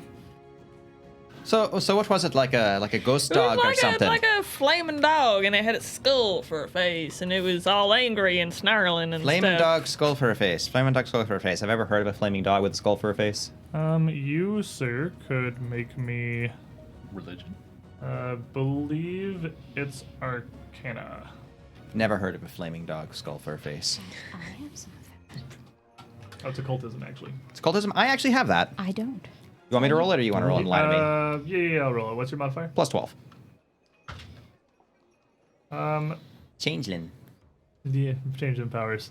You would know of things called hellhounds that sound like they are kind of like that, but hellhounds aren't like skeletal. They're just kind of a demonic dog that. I just said it was a dog on Yeah. fire. Oh, did you not say it was skeletal? No, I just said a dog on fire. With, Oh, well, that with, hellhound. I said sounds with like a the, hellhound. Sounds like a hellhound. Which are not actual. The name's kind of a misnomer. Yeah. They're not actual like demonic or devilish entities. They're more aberrations that are just flaming monstrosities that only through coincidence bear any resemblance to an actual hound. Can people use them for like trying to track down others? Because her first worry is that, oh god, demonic influence. Maybe the They are Triad have found intelligent, so like they can. I mean, you can strike deals with them like you could any intelligent creature, but I mean, they're not a thing that you can magically bind more than you can magically bind a person, which against Pathfinders is not impossible. Like mind control exists, but But the creature wasn't actually physically there. yeah, Like she hellhounds knows are very this. much just like an actual Yeah, monster. she knows this Yeah. because the fairy fire didn't work. So there Yeah, was. so that would tell you it's not just if it was invisible, fairy fire absolutely would have picked it up. Yeah. So it is like it was not a physical entity that was there. Yeah. Huh. Perhaps this is the source of the haunting rumors. Ah, it must have been the old king. It's the king's haunts. That's what this is. Well, The I ghost of Barzillai. Yeah. Thank you, Iomade. Well, we should probably leave the streets before the watch come, inquiring after those crazies who were swinging at nothing. well, I don't know. I don't know why only I could see it. It's kind of weird. Maybe I should bunk with you just to keep an eye on you tonight. I sure would appreciate While it. you're discussing trying to figure out what the heck was going on here, and one of the proprietors of the tavern is kind of poking his head out, displeased about all the fighting happening on his doorstep and the We're magic moving and along. Don't worry, the man. spells and the X swinging and whatnot, and wondering. You didn't seem that drunk. Trishik, you make your way over instead to Sunset Imports, back down to the docks, to this other pier and to this small little warehouse. Are there still people out and about, or is it getting to the point that everyone's pretty much going back to their places? I mean, it's a big city. There's always going to be at least some people out and about, but around sundown, the streets have largely cleared. The docks would be a lot of the exception, because loading and unloading happens as it has to happen. They don't really pay any super respects to whether it's day or night, especially if they want to get ships out in the morning. So the area around Sunset Imports is still going to be pretty busy. Good. And as you would approach it, it's about a 30-foot high rectangular building, a few hundred feet long, and maybe 80, 100 feet across in depth. So while looking the place over, I'm going to use assurance to stay hidden in the crowds. Okay. Just kind of passively blending in. Just the social stealth. You're not hiding, you're just not being super obvious or anything. And as you approach the building, you would see that as it is a warehouse, it has a litany of entrances along every side. There are a dozen ways that you see just at first glance you could easily enter the building. Its main entrance to the road is on the western side, about 15-foot high, huge bay double doors. Each of the 3 smaller piers that it has leading out into the water have a loading dock door that looks like a sturdier, heavier wood, all closed. Around the northern side of the building, what are you guys doing? Northern side of the building, you would also see a set of 3 smaller single doors set into the face, and even the far eastern side of it would have a backloading area as well, letting out onto a different, smaller road. There's additionally several large rectangular windows, most of them set some pretty high up above the ground. The building's about 30 feet tall, and they're most of the way up. Is it like pitch black up there because it's getting dark? No, it's like the sun is going down. It's not like it's still perfectly light outside. And even as it's starting to go down, a lot of the work crews on the ships are starting to light lanterns and fires around to keep the docks illuminated enough to continue working safely. I just so wasn't it's never sure gonna how get, high the light would go. Yeah, I mean, well, it's gonna flicker up the side of the building. I mean, 30 feet up, it's not gonna be like well lit at the top, but it's probably just dim light around the area as the sun goes down. Okay. Well, I'm gonna wait for the sun to actually go down so everything is torch and firelight. Right. And Maximum darkness. is the best I'm gonna get. And I'm going to find my way around a back corner, just down an alley, somewhere that's not as well lit as everything else. The northern side of the building with the small entrances would be an alley between some buildings. That'd be the place that's the most hidden from just the general casual view, but there's not really anything back there to conceal yourself with. I don't need to hide. That's fair. I just need to get somewhere relatively dark so I can spend 3 seconds climbing up the wall. Oh, okay. You go around the northern side and Just wait for Yeah, a you lull and can- people and zoop. you can scamper up the face there, and you've got a climb speed, right? 15. At this point, yeah, so you can get up there in just a few seconds. So still roll me, or what is your stealth as you're doing that? My sneaking or my stealth? Your, Because that would be sneaking going up, wouldn't it? was that not just a stealth check, or was not the same check? No. How are they different? I have feats for sneaking, not for hiding. It would be sneaking, yes, as you're moving up the side of the building. I automatically succeed on anything that is not a DC 37. Okay, that's not the question I asked. It's a 26. Okay. So with the 26, you would be able to make your way up through the dim light of the alley without anybody noticing up to the roof of the building. Being a large warehouse, the roof of it is flat. It is by far not the largest of the buildings in the harbor. There are some truly massive shipyards and warehouses and dry docks in here. But up here on the actual roof of the building, it would be near completely black, as there's no real firelight up here. Yeah. I would just have the incredibly middling light of a half moon. And do you have dark vision? No. Okay, but you have low light, and there's enough up, right? You don't? No. Okay, well, it's real dark then. Yeah. All I need to do is get over to the edge of the roof where I saw those windows and look down over the edge into the windows. Okay, fair enough. I want to just get a general glimpse of what's going on in that area down below me. My first actual view into the building. Okay, I'll give you that. So, the windows you would have seen would largely have been near the road facing the western side of the building, with what looks like the predominant entrance. An entrance with a facade of silver streaked stone and is at least well kept, if not elaborately painted or anything. And we'll get you a boop right about there. Boop. You would be able to lean down and look into the window to see into what looks like the a storefront, a showroom, perhaps. I mean, it is still a shop. Yeah, with the lanterns would not be lit as they are on the map, of course, as it is. It's pretty dark in there, and that is about as far as you can really make out. Through what moonlight there is coming into the window, you see the northern end of like a store for luxury home goods and furnishings. It all looks very high end, and the inside of it is very, very well appointed. You can just make out what look like fine patterned rugs covering the floor. And a lot of, very high end, very elaborate, detailed furnishings. It looks like this is just one big open showroom that probably continues off all the way to the southern side of the building, but again, you can't really see out. You can just see about to where the front doors are and just barely make out one side of them. Okay. So it's a fairly reasonable assumption that it stretches all the way across. You can see a decently large counter down below you against the eastern wall, as well as another door that seems to lead to the same place as a single door you can clearly see from outside. I mean, like you can see on the map here, they're very clearly next to each other. They obviously lead to the same place. Yeah. Okay. Well, with that knowledge, I do have a flint and steel that I could use to light the torches. Building on fire. That too. It's not Rosemary. To light the torches and or lanterns that are inside. So I suppose I will go on ahead and infiltrate one of the smaller side alley doors. All right.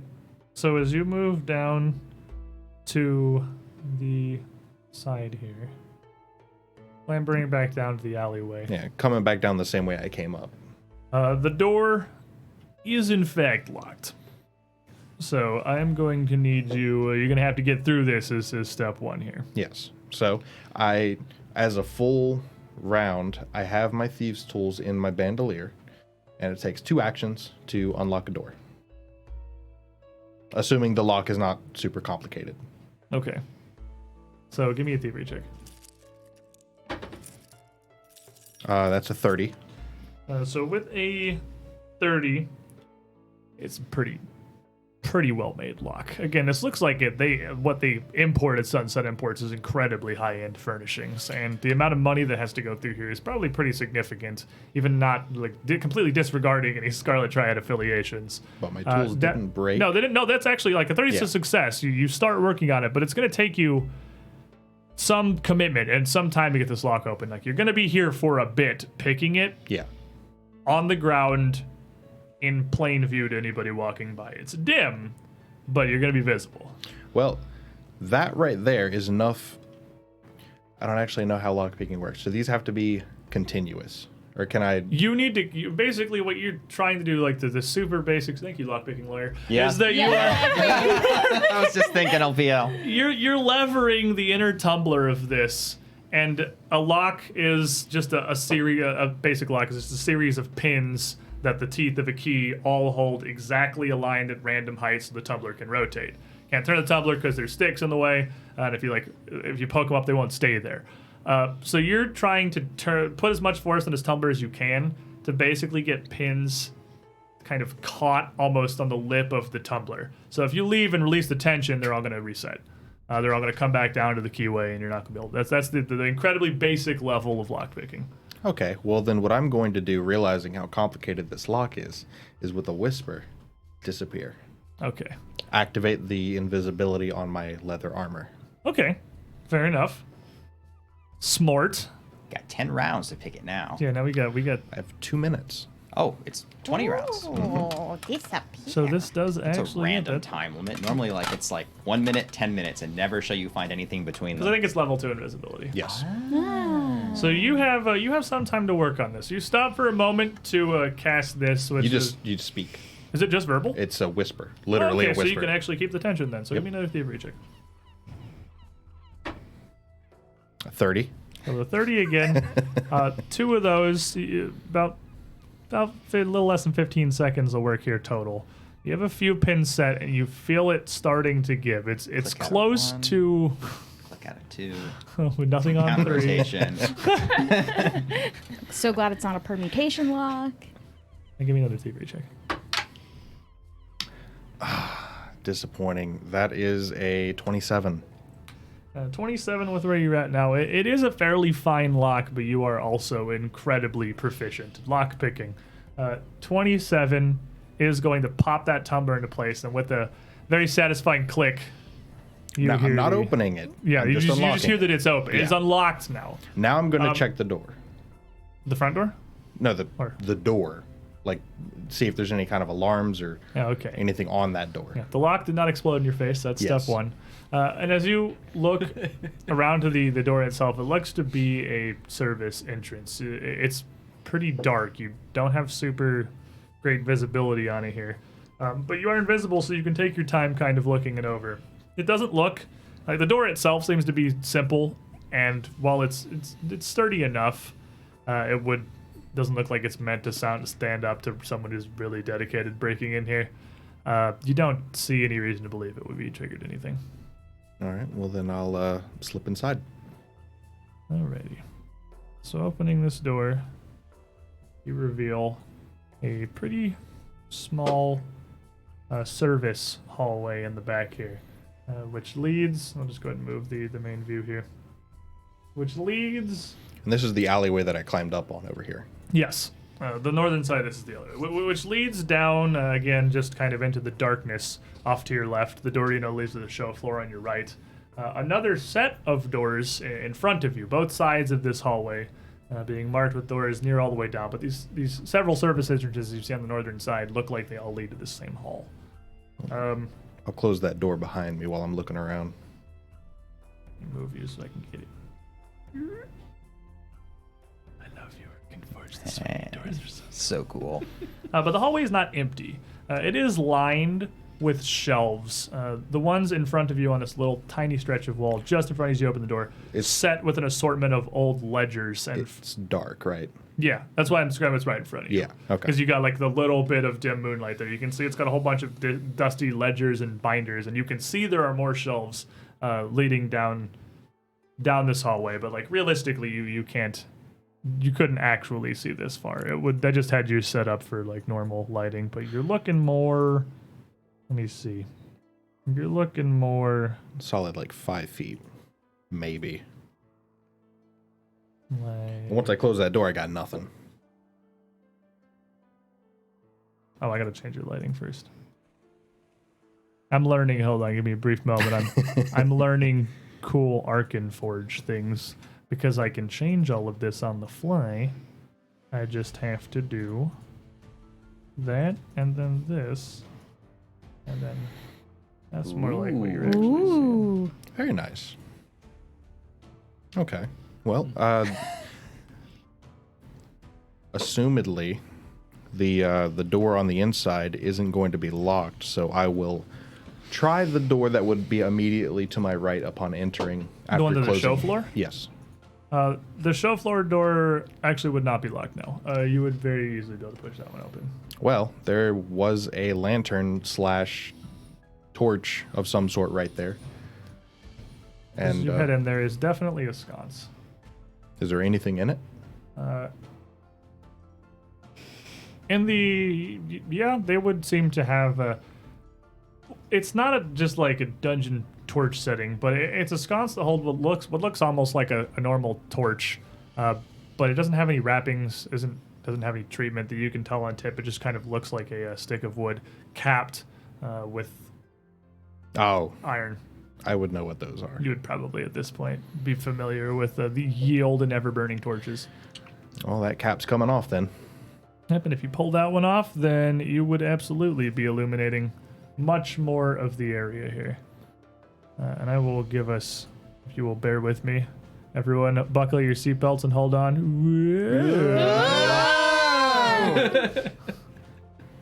Why you like this? A much better view of the area. Seeing that it is just one large show floor that spreads out through all the area, the north to south of the building, the full width of it. It's pretty large. I mean, just this showroom that they have on the side of Sunset Imports and the street facing is bigger than literally any shop in Breach Hill, and probably bigger than, well, most shops even in Kintargo. You can see a lot more of what there is spread throughout the area, a lot more of the luxury goods they have on offer. And you can see that further down there are a set of 2 large double doors on the southern end of the room, which are much heavier, banded in iron, and seem to, from what you saw of the outside, lead to the same place as the piers. Yeah. So, for the sake of making this infiltration, if detected, look legitimate, what all is in this room of value? Well, the problem is that it's mostly big. I have a bag of holding. Yeah, but Big like, is only relative for, like, cloth and art. like immediately next to you, the first thing you would see right behind the counter here is what appears to be a mandolin that's floating at an angle a couple of inches above an exquisite granite stand that is massive and probably weighs more than like 5 buddies in its full plate. You're not getting like furniture into your bag of holding. There are some rolled up rugs, and there are some smaller throws and things, as well as some I like Buddy pillows as a and- unit of weight. It's pretty heavy. Yeah. Pretty hefty. There are some pillows and some other just accoutrements and decorations around the house that are just odds and ends that are interesting looking. That would be small enough for you to take. That would certainly have some value. It would just kind of be like random, like, you know, look at the shelves behind it. They have random Yeah. fancy furnishings. I'm not even necessarily taking any of this for the sake of keeping it. This is to make it look like someone came in. Right, make it look like they got robbed. Yeah. Pinch a couple of things. Yeah, just a few small things, put them in the bag of holding, maybe put them on the scale, see if anything's worth anything decent. You have the counter in front of you too, which has a register that looks like it's been taken down and just placed on a shelf underneath the counter with a couple of ledgers next to it as well. Now, before messing with any of the paperwork and whatnot, I have multiple bags of deteriorating dust. Okay. And they have a big door that I know we're going to need to bust down to get in here. So Okay. I'm going to take 2 bags of extended deteriorating dust and put one door hinge covered in one and one door hinge on the other door covered in the other. This is good buddy hole preparation. Yes. I don't even think we'll need it. I think we just go like. Dust. How did you get this? I mean, you could just Way have to me wake the literally whole go town through up it. in I had one this. swell It's movement. it's not rare. It's uncommon. Is it? It didn't say that in. How did you get It this? didn't say it in the app, but Yeah, that's uncommon. That's a great idea, but you can't just have that. let me look. Um, No, The because way he got it was I mean- he saw it in the app and he pushed the get button. no, because when I bought all my stuff, I The bought app this. doesn't have all the uncommon. I got really disappointed a couple times when I wanted Path to Builder take is it. a fantastic Yeah, utility. Yeah. It's you- straight up I've done just that a didn't couple tell me. times. You I do, had no way yeah. of knowing. That is in fact uncommon. That's Okay. not something you can just have. Like, I am familiar with this at some level. It's like, I didn't think that was common. That's too bad. I actually remember you talking about that Yeah. too. Because I didn't think that was rare. It's a really I neat would item. say, given like your background, I would let you have a use of it that you would have been able to source like prior to joining the party. Well, then that will just go on one of the doors. I mean, it's just as good as using 2, in Right. all honesty. So you want to use it not on the front door, but on the warehouse doors here. Yes. Assuming the warehouse doors. Oh, what are the odds? Someone else broke in and robbed the place before we got here. So, assuming that I could get us back in this way, we're just going to swiftly get into there. Okay, so yeah, with that deteriorating dust, which will, as you kind of throw it on the hinges of this large loading bay door here, it almost fades from view near immediately, becoming like an incredibly fine layer of sprinkled sugar, just almost completely transparent. And as that it just has sort of no immediate disappears. effects. Yeah, it doesn't do anything immediately, but it is going to do what it says on the tin. It's deteriorating dust, and it's going to deteriorating. All right, so now that I'm in here and I've planted my sabotage, I'm going to take a look at their ledgers and see if there's anything of ill repute. So heading down to the nearest ones on the counter, as you look through and open it up, this looks like a day-to-day register, like just a transaction log. Simple enough of what they've been doing. Now, it doesn't look like the Sunset Imports has, well, had any sales at all in about a week.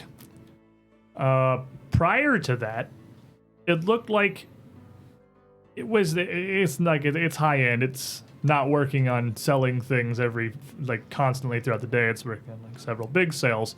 But it looks like it normally made at least a few transactions most days. And you can't find anywhere it went more than 2-3 days without something happening. But it just, like, it's the 25th of Gazrin. It just stops on the 17th. I will keep that in mind and put these back where they were. You also, as you are looking through, kind of catch the signatures on a lot of the bottom of these pages. Surya Madrad is the same name that is monogrammed into your cloak, and the same person who'd signed this ledger. Looking like, for going back years, as long as there is of records that are currently here in the counter, which would at least go back to the start of the year. Okay. How large is the cash register? It's fairly large and fairly locked, but it's not massively hefty. It's made relatively of largely light metals, so it can be like removed from the countertop to just underneath it fairly easily. It looks like they do that on the daily. You can see like a clear spot on the table where the thing usually sits. Yeah, it's not like it's not like dusty. Everything is exquisitely clean, but yeah, well, clearly where it's been placed. It's honestly small enough that you could probably carry the whole thing pack the whole thing into a bag of holding. I'm just gonna pilfer it then. Yeah, picking it up, you don't hear any like jangling or anything in it though. Taking it. Taking it anyway. They're not allowed to have this anymore. This is my cash Realistically, register. a dumb thief wouldn't care. He would just grab it and go. So you have a cash register. You have some odds and ends and interesting displays that, like, some things of various crystals and works of glass and painted sculptures that look like they'd be valuable. Specifically targeting things that someone who didn't know better would think these are worth Stuff a that lot. looks expensive. Exactly. Not necessarily for the value. This is all to make it look like they got robbed. And now, we're going to go check out the back rooms. It's time to work out a mental map of this place. Yeah. Stop! You're messing with me. Because I assume that the big double door thing over here was the front door. Yes. There's a front door to the back rooms. For the fun of the map. Or was it the front door to the No, like that's the front door. This is the warehouse. Oh, I For see. the Make map, it I'm easy to get. keeping the screen here very specifically because the doors are literally just open on the map. Oh, okay. So, and I didn't dynamic light them as actual doors, so it's closed. Shut up. This other door to the south definitely looks like it goes into the warehouse area where the piers are. Yeah. Yeah. The reason I sabotage that is it's big, like iron banded, hard to get into, Right. Where we could just break it down. Because once we're going, we're going. I'm not sneaking Marshall and Buddy into this place. Literally. What is So, you can try. It would work. Come back into this back hallway here. Do you recap that ever-burning torch? No, I'm bringing it with me. Oh, you just take it out of the sconce. Fair enough. So with that in your hand, you would be able to see some amount of light. You would see a little bit further. I'd no longer be invisible. Yeah, that definitely would have worn off. You can again see there's doors peeling off to either side. You know all the ones on your left are going to lead back out of the alley. The ones on your right go to, well, either the loading area or something else. And twofold bringing it with me. A, there's windows in the front room. If a light source is left on, someone's going to question why. And B, now I can see. So, B, and the primary reason I can see it. yes. All right, so what are you looking for, HP? Just mental map of the place. I'm going to go room to room. If I get caught, I just leave. Okay, so immediately this first door you come to on your right is locked. All right, so we'll go to the next one. And then moving... At this point, we're just kind of quietly but quickly going, just checking everything. Moving down further, that next door would be able to open. And it would open into what is clearly the storage area, the warehouse of Sunset Imports. Just 10 feet in front of you, you can see a pretty sizable stack of crates and boxes piled pretty high. It seems like they have a large amount of inventory here. The ceiling that you can just make out 25 feet above you. It's like a warehouse ceiling. Yeah, like the pile of goods stacking near almost to that. Not any kind of framework or anything, just sort of one on top of the other. Clearly the things on the bottom must be very infrequently used or needed, because it would be quite an ordeal to get to them. In fact, if you look in, like if you even just peek your head in the door briefly, I would come into the room. And look to your right, you can even see that there is a stack of these that appears to have toppled over entirely on its own, spilling some colorful silks and buttons across the floor. Looks like unclear how long ago that may have happened. And you can also pretty clearly see there's a wall over here to your right, sectioning off a smaller chamber that last locked door leads into. But this warehouse looks to be massive, possibly the entire rest of the building. I would not be a surprise. It is It is a docking warehouse. Yeah, and based on the fact that the 3 piers you can see on the south, it would be a reasonable assumption that that might be the whole rest of the building. Okay. Well, then I will do a quick once around the room. Warehouse? Yeah. Just, I'd get a grasp of the size where things are. I'm making a mental map of this place. Yeah, head out into it a ways. Still just seeing really nothing but these just kind of haphazard random stacks of crates and boxes around. You'd see several of these sets of massive doors that you know lead to the piers on the southern end where this warehouse is loaded directly. And here, not far past the second of the pier doors, you would see an actual massive, just like wall of cargo and goods that has been stacked up around. Several more of these stacks of crates and barrels have been knocked over. Their goods spilled throughout the floor. And there are some larger things that are placed around, either on the stacks or on their own around them, that are just like shipped themselves. Several large plinths that look like they would be at home in an exquisite garden. Even an entire marble, or what looks at first like marble, but more flecked black and white, like some salt and pepper granite stone of a statue. They deal in a whole lot of various things. As you move past this big wall here, though, you would hear some activity coming more from the eastern end of the warehouse. And then you'd see another light on the far end cast up, flickering up over another massive rack of crates and boxes. You'd cap yours again. Climbing up going over to the wall, I would slowly climb my way up onto the ceiling. Nobody look up. It's a good place to hide. Nobody ever look up. You plunge yourself in the darkness here. The door I would have closed it on the way in. That's fair. I've been closing every door as I go. No actual evidence of me being there. You would hear a voice call out. Very much, again, not in a Ravenel accent. Hello?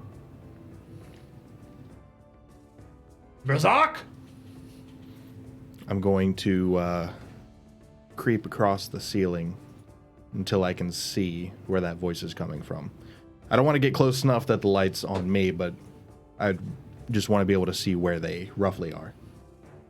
And okay, so as you move, let me give him some light-o here. You would be able to see creeping around some of these crates on the end. Yeah, like I wouldn't even get near that close. You'd need to. Like there's a No, I just want to enormous see where the stacks of light boxes. is where coming the light's from. coming from. So Yeah. you just be like kind of at the edge here. I don't want to see him. I want to see You where can't he is. see him, but you can see the source of the light, just mostly on the ceiling. because it seems to be behind another incredible wall of cargo and inventory that stretches near the entire length of the room itself. You hear the voice coming around. Not exactly sure where exactly it's, or who it is rather. And then you would see that light retreat back behind this wall of crates, where you wouldn't really be able to get any better of a sight of it without climbing directly over into clear view. Okay. Well, then I would go back. And you'd hear again him speaking with something. Am I crazy? I swear I saw something. And you would hear another voice answer. Does not sound human, but does sound somewhat familiar. Focus. We are not done here, Shale. A gravelly, rolling, demonic voice that sounds very similar to what little you heard of Bull Butcher. All right. So, You would also hear some low sobbing.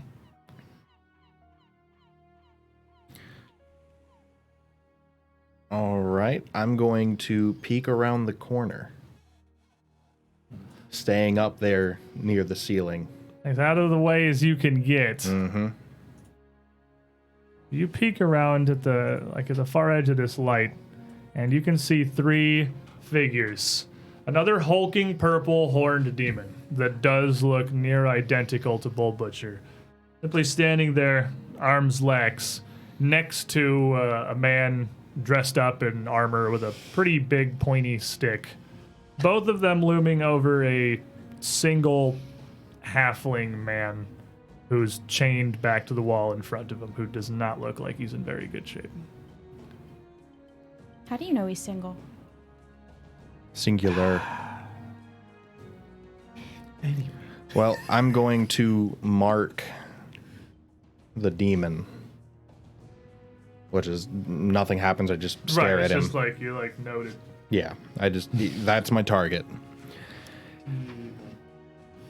So,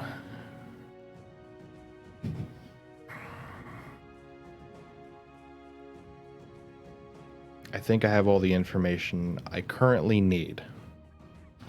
A rough mental map of the warehouse and where this is way in the back behind a bunch of other things. As you're I would, watching here, the area marking him, the demon is speaking to the halfling. But you can't make out what he's saying from this safe distance. He's turned away from you. He's speaking now, but you can hear that kind of almost rumbling as he talks. And you see that the halfling shake his head, and the guy just wallop him with the club just across the chest, smacking him back into the wall.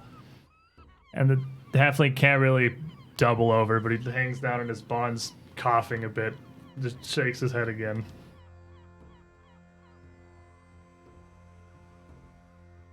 All right. Well, I'm going to be dumb.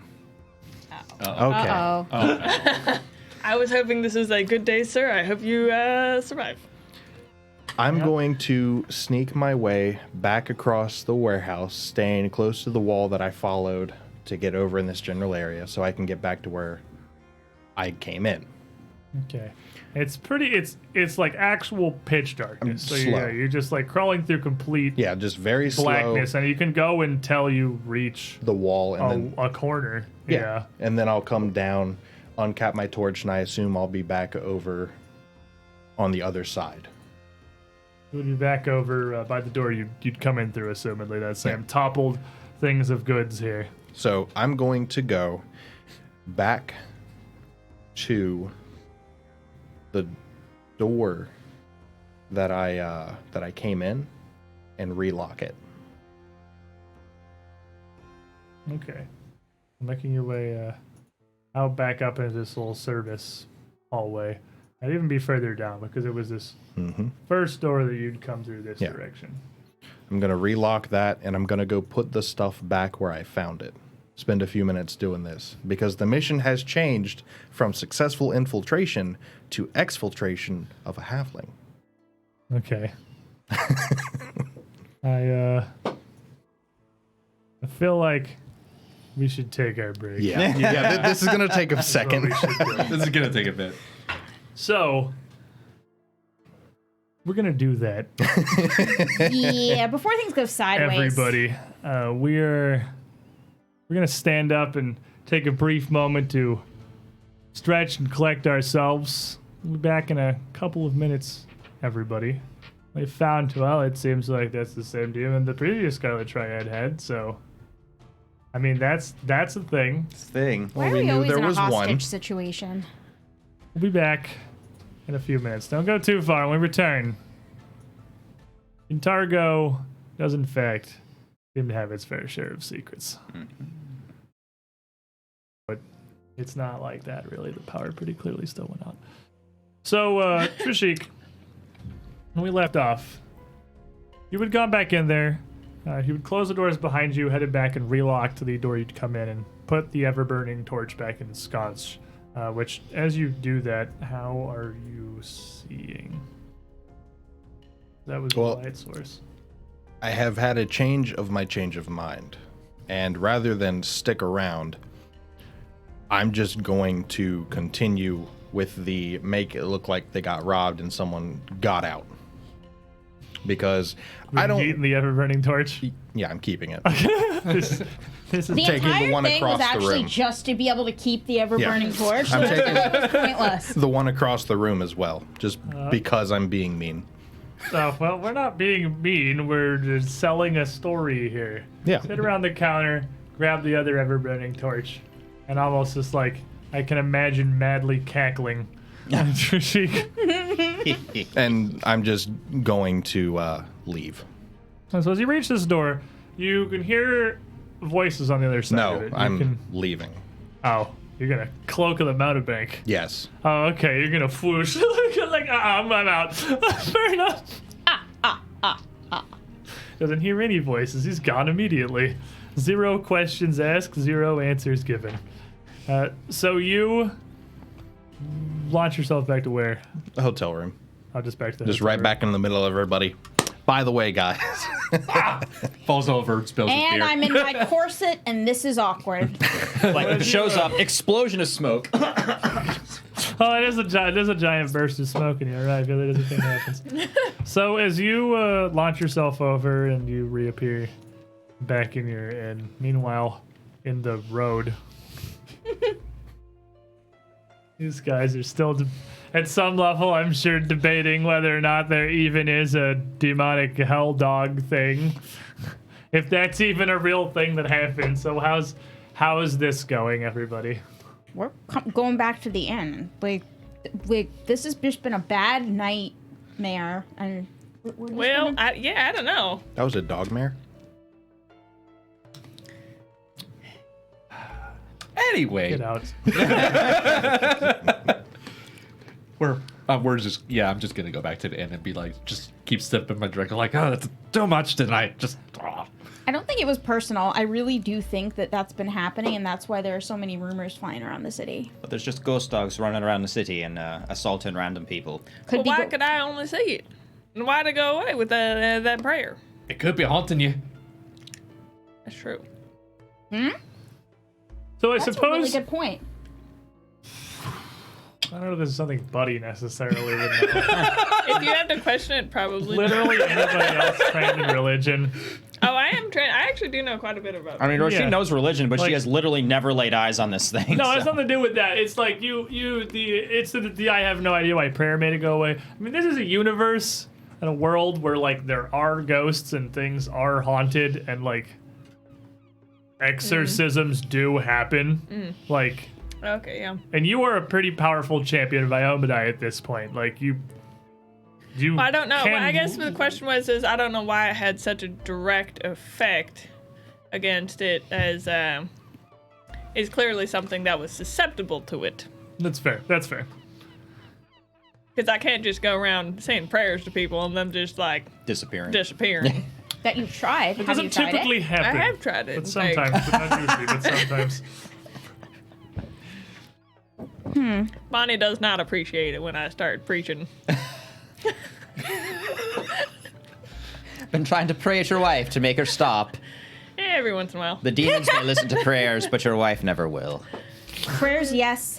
Nagging, no. So Yeah. the group of you make it back into the Yellowbliss Inn, back to the beds that you're renting here. I mean, this is kind of an upscale inn, so you would have these beds probably in single rooms. You do have your own, not particularly large, but sizable enough individual chambers. With I'm beds. actually going to be in the same room with Buddy because as I said, I'm going to keep my eye on him because I'm like, I smelt the burning beast and I'm like, even I know, I'm like, that's not normal. I need to keep an eye on my buddy. Fair enough. But you would meet back up with the Trishik here, who, well, has some general knowledge, and I don't know what exactly we're sharing. The Cape name is in the ledgers. They definitely have people chained up in the warehouse, and all the fun stuff is in the back. The front is just furniture. What kind of furniture? That's Suppose I'll- that's where you What find kind of interesting? furniture? I'll pull out. Slaves in the back, and you're just like wondering what kind of furniture. What? I want to know what kind of warehouse we're walking I'll into. pull Are we A trying few to of the decorate trinkets. the castle or something? Put down like a geode cut in half on the table. They have Oh, that's pretty. a fancy little crystal bubbles, and in the back they have big statues. But more importantly, and I'll pull out the cash register, is probably empty, but no Did you business. take the cash I register? had to make it look like a petty thief. Fair enough, I suppose. Why do you have to make even it is so that they thing? know you were there at all? Aren't you invisible? Yes, but if they check the lock, they could probably see the scrapes from a lockpick. It's Now not they're going to be foolproof. looking for it if you've taken things. Ooh, but they'll be looking for a simple thief, not for anybody too I don't, sophisticated. how big was the lock? Was it easy to get in the lock? I had no problem. I would say for you, likely use hammer. So what kind of simple thief is going in there with a fancy lock? It was not difficult for me. It took Are you a simple thief? But I Legitimate did questions. sabotage big warehouse door, so when we go in, easy to get into. Oh, well done. Trishik, you said all the slaves are being kept in the back of the warehouse. One slave. Where are the other ones being kept? This big demon did not check. That's fair. Well, if it's the back of the warehouse where they're all being kept, is there just a direct entrance right to the back of the warehouse that we could go and just kind of bypass the front section? There After all, is- if they're expecting thieves, they probably would have strengthened things, perhaps had guards being stationed there tonight. It might be better just to avoid them all in the first place. The biggest problem is I do not know if anything else is there. I only saw demon, men with club, and halfling chained to wall. So you think going through the entire warehouse would be safer then? I do.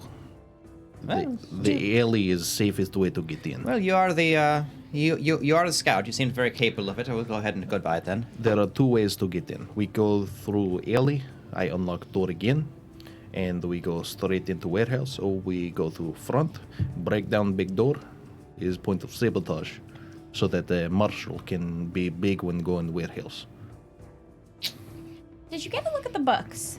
Yes, it does not appear there has been any merchandise sold in last week, and before that was every 2 to 3 days, and all of ledger have name of cloak in book. Interesting. So she was a patron then. It So sounds. Roshin, as you kind of just following this conversation here, it's getting relatively late.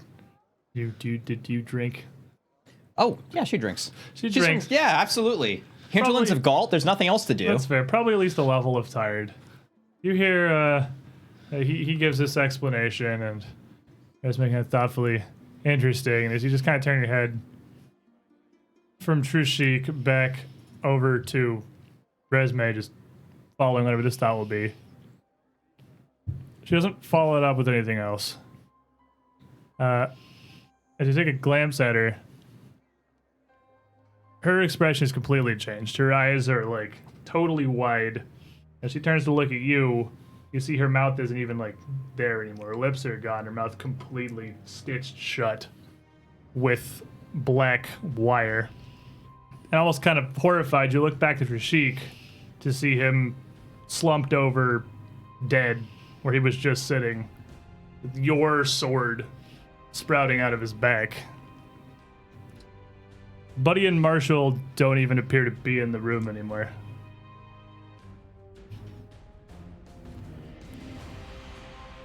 All right, Trushik with my sword in his back. I could have done that. That's something I could have done.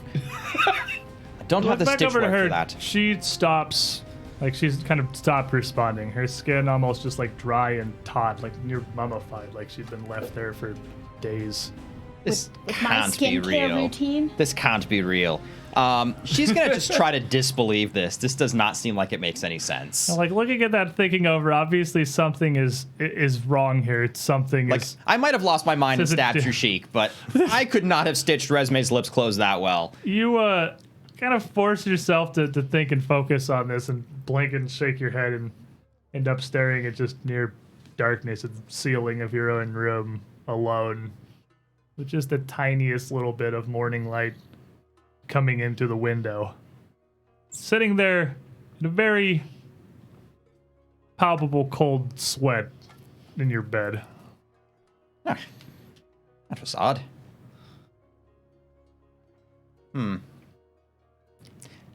Can I don't know, does this seem like anything I can just kind of dozed off and had a bad dream? Like, the last thing I remember is I was in the room talking with them. You don't remember much more about that discussion or the night, even though it does seem to be the following morning. Remember talking with Rashik, remember him telling you about what he'd found in the in Sunset Imports, but further than that, much of anything. She'll roll out of bed, and I'm not gonna get dressed or anything just yet, but she is gonna grab her sword out of the corner. It is still there, right? It is still there. All your stuff is still there. It's where you would have left it, where you were going to bed, if you were going to bed normally. Like everything's where you largely expect it to be. poke As you her head turn out and the reach door. down to where your sword is, just kind of near a small end table next to the bed. You can see laying on the floor next to it a huge, like almost palm-sized, deep red gemstone. It doesn't look like it's cut or treated at all. It just looks almost rugged and raw. And it's almost got a bit of its own glow to it. Like it feels like it's more, just slightly more visible than it should be, just in the barest bit of morning light coming through the window. So Roshin can see it pretty well. She's got low light vision from her changeling fair background. So she's gonna not touch it just yet, but she's gonna cast Read Aura to check it out. All right, so with It's only a minute. No, sorry, it's a 1 minute cast time. Read Aura? Read Aura is apparently a 1 minute cast time. Yes. Oh, the thing we thought was just functional detect magic this entire time takes a whole minute to cast? Apparently, yes, Why would you ever use it? because it's works. It does tell you a bunch of It tells you, stuff. but well, let's see what does it do. I know whether an item is magical. If it is, I learn the school of magic, and if it's illusory, I only get it. I only figure out if it's illusory if its level is lower than my Read Aura spell, and my Read Aura spell is a cantrip, so its Read Aura is level 5. Okay. As you look it over, you could tell that it is certainly not a gem. It is a pretty powerful magical artifact of some kind, and it has the gem itself is red. To your Read Aura brings out a shimmering blue essence of abjuration. Again, relatively powerful. You could, as part of that, you can attempt to identify it. I mean, it's going to take you some more time. Do I hear anyone else up right now? It will be a bit earlier than people are going to start waking up naturally. Yeah, okay, I'll take 10 minutes and try to identify it. Okay. What is your occultism? Not religion, occultism. Plus 12. This one's specifically occultism.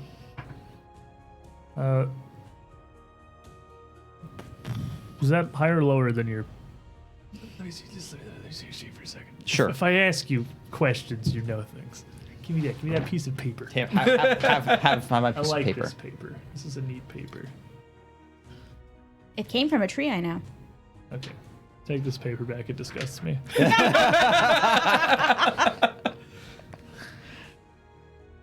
The object itself, as far as you can tell, seems to be something sort of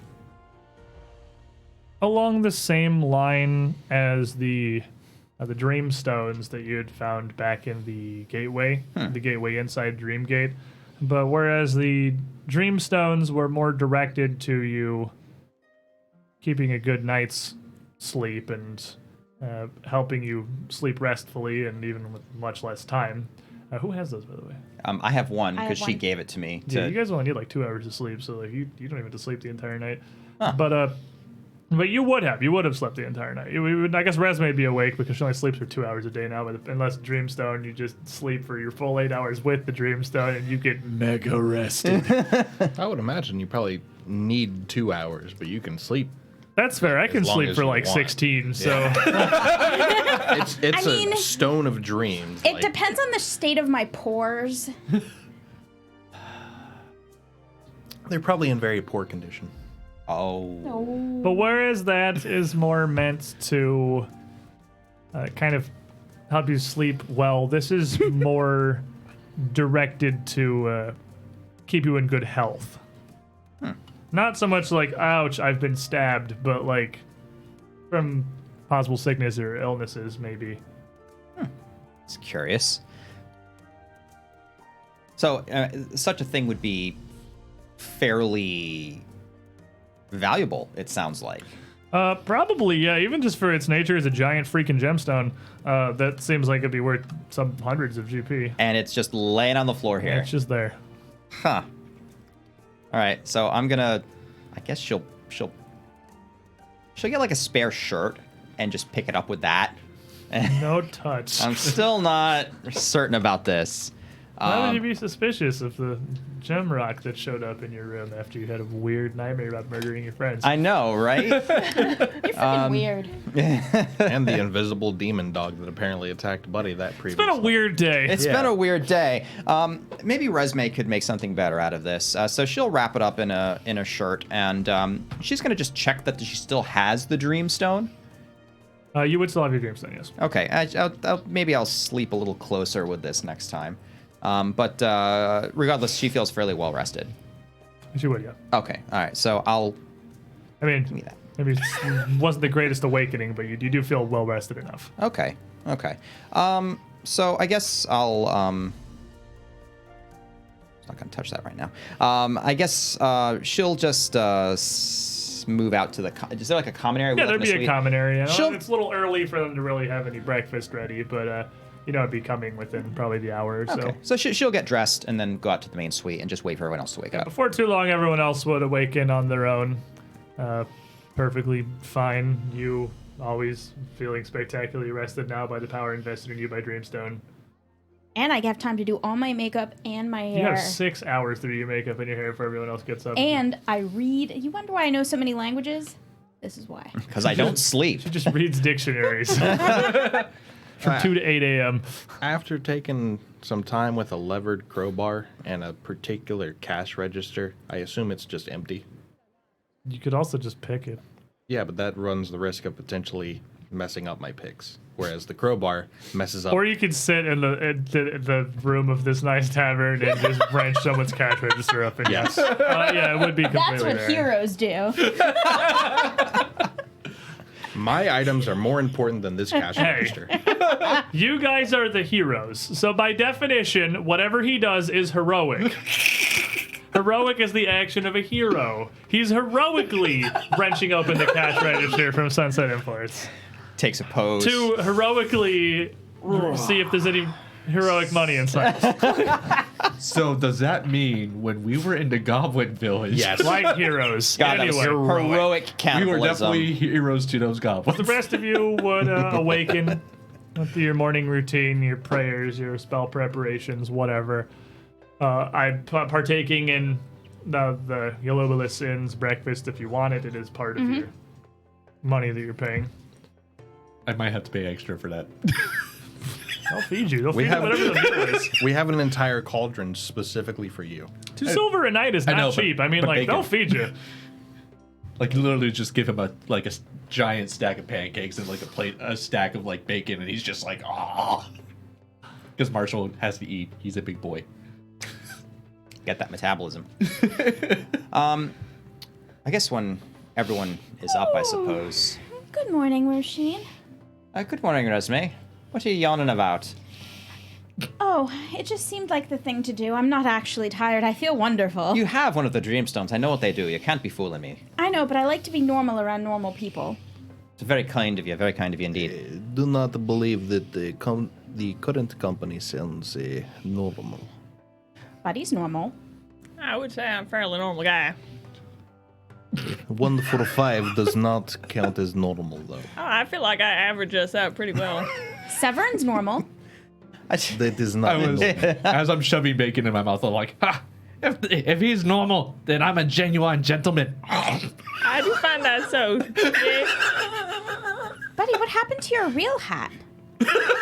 Well, it's still here. I've got it in its case because I don't want to get it smooshed or anything while we're walking around. But as we are in disguise, No one would ever recognize you. Oh. it's also That's right. waterproof. This hat's also waterproof, which is really why I got it in the first place. But the guy that was selling it to me didn't tell me how stupid it looked. He was only going on and on about how waterproof it was. And And you I don't bought- care about a waterproof hat. And you bought it sight unseen. That's pretty impressive Well, for it a was on my hat. head at the time, so. So you hadn't seen it at the time. I suppose that makes Well, I sense. How many saw mirrors it. in the hat store? He knows his hat's ugly. Mirrors are expensive. It's Breach Hill. Oh, I have a quick question. How did I get back into bed? I have no recollection of it from when we were talking. You would have, largely, the rest of you know, you would have finished your conversation, Trushik imparting whatever other knowledge he'd had from his investigation of the warehouse, and then you'd all just gone to bed normally. Nothing out of the ordinary had happened, and you'd noticed. Well, did anything weird? I mean, You I used don't- your cream. I don't try and pay too much attention to what ladies do before bed. That's probably why, as I imagine Bunny prefers it that way. Yeah, she does. But I had a strange dream. I've had bad dreams before, but curiously enough, when I woke up, I have found this on the floor of my room, right by my bed. You shouldn't have. Now it It's looks, like. it so- just looks like a giant raw, uncut red stone. I mean, there was a reverse thief or something that. Resme will actually crack up out loud and almost spit her wine out. I can Such a promise notion you. is notions are entirely crazy. Well, hang on a minute. No, I have on my teeth. No, again, exactly, entirely crazy. But it's. I was able to kind of look at it from. Resume, seriously. It looks as though it's designed to protect health or something, but I'm not sure how it even showed up there. This? Unless the It's last resident interesting. happened to just leave it on the floor and I didn't notice it when I came in. Try to identify it. Detect magic? Well, you get the same thing. It's magical. It's got a pretty powerful blue aura of abjuration shimmering around the red stone. And if you want to, you got your quick identification, Yeah. right? What is your occultism? Well, actually, that's for spells. For this, I would use my item identification, which means I can't critically fail it. So whatever you want me to roll. Occultism. Occultism. Okay. Yeah, it's Okay. a +4. So. Thank you. Woo! 13. Yeah, you can't really tell anything about this. Whatever this item is, Looks like a pretty rock that you would make a can nice tell ring. that this is not like an item that's been traditionally imbued with magic, like a rune or even like a climbing rope or a spoon of sustenance is the first magic item that comes to my head off the list of wondrous items. That's odd. Sustaining Keep going. spoon, I think it's actually called. You put it in a bowl. The bowl fills with oatmeal. You can eat the oatmeal. The oatmeal keeps you filling as long as you feel like eating it. Is it delicious oatmeal? No, It's it's cardboard. It's tasteless gruel, but it's nutritious enough that it can be the only thing It'll you keep eat. you You'll just alive. hate it. Yeah, but this does appear to be a somewhat standard gemstone, though it's not natural. This isn't like a ruby that was pulled from the earth or something. Trushi, get out your scale. I find one of the best ways to know what something is just to know what it's worth. I will reach into my bag of holding, pull out my scale, and plop it on the table. As you put the gem on the thing, you can see that the scale quickly adjusts itself, the weight indicating about 580 gold pieces. But as you're looking at it, you can even see, you can watch it very slowly moving down. It's decreasing slowly as time passes. That's about a minute or so, it'd be down to like 579. So we're talking like it is moving Very slowly. But just visible as you're watching it, it would be decreasing. Is possible for magic to leave item? It is. I mean, the value of gemstones fluctuates, but generally not that quickly. Magic can leech from an item, but again, not that quickly. Not unless it was specifically designed or triggered to do so. Well, if the magic on the item is actually providing a limited benefit, and at the end of the benefit time period, then there's no more magic left, then that would explain why the ability is slowly going down. I think we're asking the wrong question. How in the world did it get into your room? Yes, that'd be another part of the question. Well, if we put it back, then whoever forgot it would probably just come around and pick it up. I don't think anyone forgot this, buddy. I have a feeling this was rather intentional, although I can't for the life of me figure out why anyone would do it. Well, if we put it there, then put it back there, then, we may... We could also go to magic shop and ask them to figure out what item is. We could go to the weapon shop while they go do magic things. Well, I have to be stepped by the temple. Perhaps they might have an idea. It's not a bad idea. Well, I'll take it with me. I have some kibitzing to do. Yes, I suppose actually we've have quite a bit to go on today. Errands to run, arsenals to stock, and then a slaver's warehouse to go kick in at the evening. I Sounds about suppose right. I shall go with Roshin. Well, I'm gonna keep Marshall around. I'll let you know if any of those weird dogs show up. All right, I'll keep an eye on Buddy. Keep him off the booze. So Buddy and Marshall are heading to the war cage. Roshi and Trishik are going to a temple further in town. Where are you going?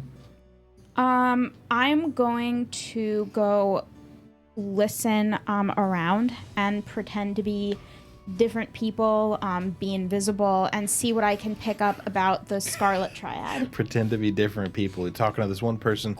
Top of the morning to you. Turn over here. Got another person. Completely different person. I know enough languages and I understand enough cultural traditions that I'm fairly confident I can pull off from being from any number of places. Fair enough. So first, the pair of you head out into the streets. Pair you furthest back. Head out into the streets of Kintargo and back a little closer to the docks towards the war cage. Because the war cage is a place that is neat, where you get to go do cool weapon stuff. That's not very far from your inn. I can bring us back over to the Maple region here. Via enough presses of the Alt and Tab button. There we go. I put some little markers on here. I know they're all just individual markers that don't have anything next to them. Because I can try to put text, but like this map is actually only so big and it's not like blown up. I have to like rescale it or the text is just like unreadable or it's huge. But this highest one up here is the tavern you're staying at. Okay. This one here is the war cage. So it's real pretty close. easy. Wow, to see. war cage Yeah. is big. It's real close by. It's really big. And Sunset Imports is down here. Yeah, the war cage is massive. It's a huge area. It takes up like about as much space as Why do you think Marshall was so happy when he found Sunset it? Imports. So as you make your way down to it, Buford, you now would see this. Its name is very obvious. It's surrounded by a fence of iron bars, horizontal and vertical, laced together. Too big to really keep anybody out, so more for ornamentation and show. The interior of the area being largely open, consisting of two massive covered areas, almost individual open markets themselves, around a huge sandy pit, probably 50 feet across, with different kinds of dummies and testing straw chops and stuff set around. There's one single building at the far end across from the lone entrance to the gate, where the war cage emblazoned in block text iron above the walkway, level with the height of this fence. And not too long after you would make your way inside, the Tengu would come skittering out from behind, kind of hobbling his way back over from the distance. Ichabod here, making his appearance. Gotta do. Oh. As he comes over, and he looks and nods a few times to Marshall. Ah, yes, you have returned. Does he have like It is- Grinch fingers? Yeah, it's got like feather hands as a Tengu. Like the long, spindly fingers. Yeah, with kind of, feathers because they're on like them? feathery. So he actually has like real. Actually, it's really Grinch fingers. Actually, just if you replace the hair with feathers. creepy. Because That is very Tengu, creepy. Tengu are like a spectrum. Some of them are more bird-like, some of them are less bird-like. And this Tengu is pretty bird-like. Okay. He's got little crow feet. His fingers, if he even has like traditional fingers, extend out into like. Does he do like feather one of these tufts. things when he walks? Is he bird shaped? He's largely bird-shaped. He's pretty hunched. His head appears to more come out the front of his shoulders than it does the top. He's like a big chicken. He is pretty a much. large, he's like a crow. He's very black-feathered and black-clawed. Chickens can have black feathers. You really wanted to be a chicken. Ah, Marshal, yes. It is good to see that you have not immediately absconded off from this deal. Have you had an opportunity to, well, test that rune of yours? Not quite yet. However, I did bring something else. This here is my friend Buddy. He's as you can tell, a bright and shiny sort that admires the arms, if you know what I And he mean. kind of struts over and looks up and down. You His sure head. are the around coolest Buford. looking guy I have ever seen. You do me too proud, Buddy or Buford. But you, I see, while your friend Marshall, much a purveyor of large, and I mean very, truly large weapons, you bear this armor proudly and well. It is exceptionally fitted to you. Why, thank you. This is fine work. Yes, fine work. I assume it is enchanted. Similarly, its potency, allowing it to ride, nearly glide upon you as you wear it proudly in battle. But it shows sure does. few little scarring. And I just go over to the Tengu. I'm just like, keep that up. You're gonna make him blush bright red, and then you gotta deal with his wife. There are few sets of armor that would be larger, more grandiose, or more solid than more traditional full plate that you wear here. Outside of dwarven makes, of course, dwarven stone plate, granite crafted, very heavy, very difficult to bear frequently for human wielders. I mean, well, that sure is a large claim to make there. And I see you bear this kite shield upon your back. It is also exceptional. Very finely crafted. I sense there is more to it than is immediately Sure apparent. is, actually. It's a quite shield here. It's got some secrets in. So you carry yourself, I see now, as the bulwark for Marshall here to swing his big red from behind, from the protection. You sure This have got that explains right. Your armor, much relatively lighter, save for your breastplate, sturdy, strong, adamantine, perhaps. Oh yes. Oh, a rarity indeed. I just try and get out of the way when the axe starts swinging so it doesn't accidentally lop my head off. A great concern with the veracity he swings that axe, as I have seen. So, you introduce your buddy here, and like he said, you do have this huge market of arms and armor, all I'm kinds sure of we'd be out there just. yeah weapons from all kinds of different regions, esoteric blades and pole arms that you've never seen anything even remotely like. Some of them more functional, some of them more fantastic or showy. And as he said, not only can you test these out, Ichabod is actually very, almost aggressive about you trying anything you show the slightest amount of interest in. That you take it out into the sand pits, you swing it around a bit, you slash through some dummies, you see how the weight Got feels. see how the- refreshments coming, and it's just a party. Starts a party going This is on. literally a playground for you. Yeah, and this I. sounds awesome.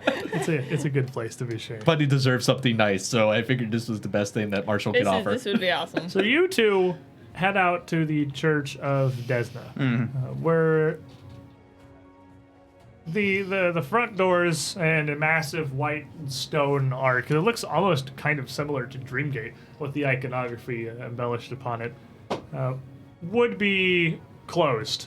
There, you can see through them clearly. It's a pair of brass barred gates that let you see through into the belly of the temple itself, where it looks like much natural light is illuminating the area. It looks like the central atrium might not even have a roof at all. But you would be able to see some of the clergy moving around inside. And approaching this gateway, an elven woman would pretty quickly make her way over with a smile to the gate and nod. Welcome, of course, to the House of Dreams. May I be of assistance? Oh, yes, indeed. I suspect you've been expecting me. Well, the fates have been twisted of recent, and they're more fickle than many would imagine. I'm terribly sorry to understand to hear that. In that case, I'll go and state my case if you don't mind. I'm interested in a couple of things, and I'm hoping that the Dreamin' Ladies acolytes could go and be of assistance. In particular, I find myself in the business of hunting demons at the moment, and I'm hoping you could maybe have some magical support you could lend me. I could purchase some scrolls to carry some spells around. I'm a devoted of Milani, so I shouldn't have a trouble casting them. Oh, very worthy cause. Truly a glorious pursuit. One blessed by many of the gods up on high, Desna and many of her friends and sisters. Please, and she would open the gate, which didn't appear to be locked or anything. She just kind of pulls it open and motions for you to follow her inside to a very open area of worship where you can see some townsfolk, some clergy like her dressed up in pretty brightly colored but almost pale, like pastel robes of blues and purples and yellows. And she would lead you into a circular atrium, which in fact only has a ringed outcrop of ceiling, the central part of it being left open entirely, not even like a window or anything. It's kind of like how they have it in Breach Hills. Kind of, yeah. This would be kind of common for Desmond temples, and what with being like dreams and the stars in space and stuff, sort of makes sense. Yep, It's not a roof on the house. But as you step inside, she directs you past that and off to a side to attached archive, which looks more like a much more standard traditional library. Sequestered in a room, lit by some lanterns hung across the walls, and helps you around. You just want the scroll of banishment. And to identify the gemstone. Yeah, that bit comes later. But I want to buy the banishment scroll first, because if they look at the stone and then they go, Get out. "You possess the cursed artifact, get out and never come back." I want to skip that part. Yeah, the scroll of banishment would be easy enough for her to find, and she would be able to sell for whatever. I assume you've already. Yeah, it's 150. Whatever the market price of a scroll of banishment is. Probably want 2 just to be safe. That's a lot of money, and we don't have a lot in the common cash. I'm fine to get 2 if you guys are okay with it, but I didn't want to blow all that money on it. I would say 2 is a safer bet. It is. Okay. I'm happy spending it. We I could think always it's- potentially use the second one later. So in that case, yes, I'll take 2. 2 of them. Yep, she could give you 2. That's fine. It's a common scroll. It's not a problem. And after that, so with your tithings, which you would take and place away into a safe box there in the archives itself. I must admit it's been some time since I've heard tell of anyone pursuing any kind of demonic influence around Kintargo. I hoped to believe maybe those times had passed and that the Silver Council would truly let us forth into a brighter future. Well, at the Although- very least, these seem to be illicit demons at this point. Well, perhaps the same could be said of all of them that find their way here to the material plane. Certainly unwelcome. Certainly, but unfortunately not entirely accurate. There's many earthly governments that seem to be perfectly willing to go and give them proper positions within the hierarchies. Oh, we know full well. The Temple of the Night Sky has stood here long before Ravunel was the proud, independent nation it is, and I, at least, have been within Kintargo since Thrune rule. But I feel that only reinforces my case. Though some may see otherwise, there is precious little good to be found in the services of demons, if any. It's so lovely to find someone of a like mind. I've been speaking with a very nice young man. Please don't get me wrong, but he has some very peculiar ideas. He's from Dal, though. They're all a little bit in the head over there. And you see here, I almost kind of wince a bit at Nidal. Yes, well, many here in Kintargo went subjected to the worst of Thrune rule. In fact, you would find that many who think the rebellion and following freedom were the darkest parts of their lives, Cheliax did keep the city largely peaceable. And a civil war does little to win the minds of the common folk. There's always dark times when it comes to revolution. Milani is, well, she's a harsh mistress. Indeed. One who I am sure would understand the sentiment and necessity of the end of Thrune rule in Castle Kintargo. I'm sure she'd applaud it. But did you wish, perhaps, Milani's beliefs, her worship, are not too far from those we follow in the Temple of the Night Sky here? You are more than welcome to stay and worship either Desna, Milani, or pursue any religious beliefs you see fit within the sanctity of our walls if it pleases you. It is a very fine offer, and I might take you up on it at some point. Unfortunately, most of the communion and worshiping of Milani does not take place inside temples, but takes place in the streets. The streets and fields of war, to my understanding, though I have admittedly not done as much study of her teachings. And you're a fortunate person. I hope you keep it just that way and live a long and peaceful life. It's rare to find an acolyte so devoted to a god that seems to hold almost disdain for them. I wouldn't say it's disdain. It's more as though Milani has her place, and Milani's blessings are to be indulged in only as much as is necessary. Indeed, perhaps I'd feel better suited to serve in Desna, but Milady Milani still has use for me and does not seem fit to let me go. And as it is, her cause is for the most part in the right place, and honestly, since I have no choice on the matter, it's either that or go and try to drink myself to death, and that would take an awful lot of drink. It sounds like you have a terribly interesting story to tell. But, if we are through in the archives here, please, and she would motion back to the atrium. I did, of course, wonder, I'm not sure if the archives is the proper place for it, but I'd recently come across a peculiar stone. I've been only to manage to suss out the broader details about its nature, but I was wondering perhaps if you might have someone here who might be able to figure something out about it. If it's magical in nature or bears strange markings, I may be able to take a look at it myself. I spend much of my time studying here in the archives when I'm not cleaning, pursuing my own worship, or Of course. tending to the flock. Well, make of it what you can. It seems to be atypical, though. Fair enough. And she'll present it. And she'll take this kind of immediately with a look of surprise as to the sheer size of the thing. And with her own casting of Detect Magic, just get a basic understanding of what it is. You spoke true. This is a massive stone of some construction. There's certainly an aura to it, but a powerful one. You're right. Let me fetch one of the elder sisters and see what they think of this. Thank you. But please, if you'll wait for a moment in the atrium, and I wouldn't ask you to trust me with this, I'll return shortly. You're very kind. So she'll lead you back up, closing the atrium door behind her. Not like locking it up or anything, but just keeping it at least somewhat controlled, and then heads deeper into the temple and comes back with another elven woman who looks somewhat similar, with much darker flowing hair going all the way down past her waist, just loose and straight behind her. Her robe, almost a pale off-white, almost looking like the color of the moon in the sky, drawn around her with some kind of ornate shoulders, the cloth extending outward almost to points. Very distinctive, very ornamental, very decorative. And she has a simple circlet of what looks almost like pearl and silver mixed, perched on her head, with a simple mixture, very intricate design, weaving forth to an image of a crescent moon with a butterfly on its side flying out from it. Yeah, dressed to the nines. Very fancy. And as she approaches, she doesn't look much older than the other woman, but Elf. Elves. Please, my name is Laufer. I've heard that you have an artifact you wish to, hopefully, that I can identify for you. Laufer, pleased to meet you. I'm Roisin. And yes, please, anything you can tell me would be very helpful. Of course, I'll do my best. And she'll present it. She takes it from you and looks it over, and then, just for a quick understanding, the first thing, cast Detect Magic again.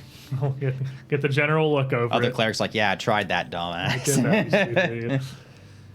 She looks, please, if you will sit with me here in the shade from the morning sun. It is, well, it's warming up again in the year, and this may take me some few minutes to weave through. Of course. And head over to a white wooden bench, and just kind of a circle of them around the center of the chamber, around the outside of where the hole would be, one away from where the sun is facing.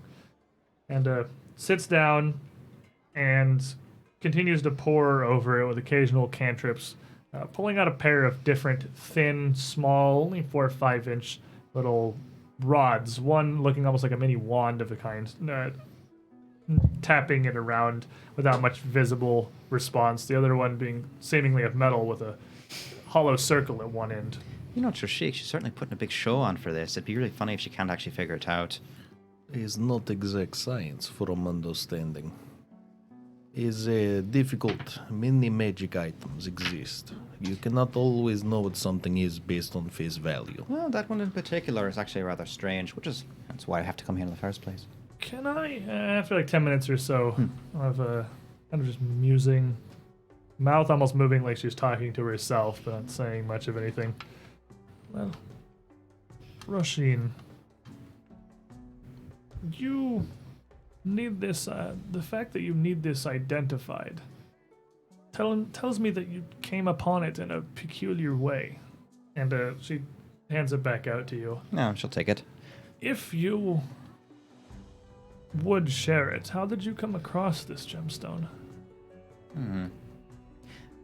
Seeing as how it might be important, simply woke up with it. It was happened to be on the floor.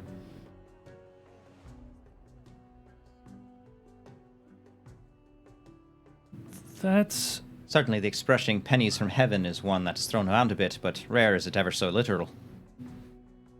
Well, I suppose perhaps an unsurprising source, maybe, but concerning. I'm not completely positive. I may be mistaken.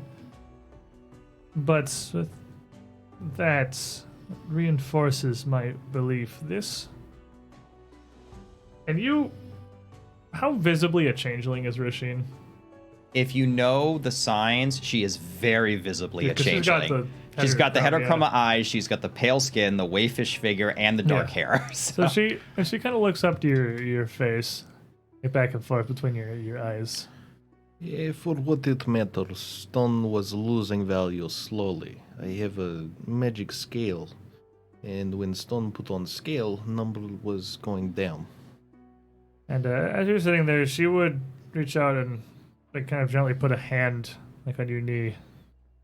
Machine.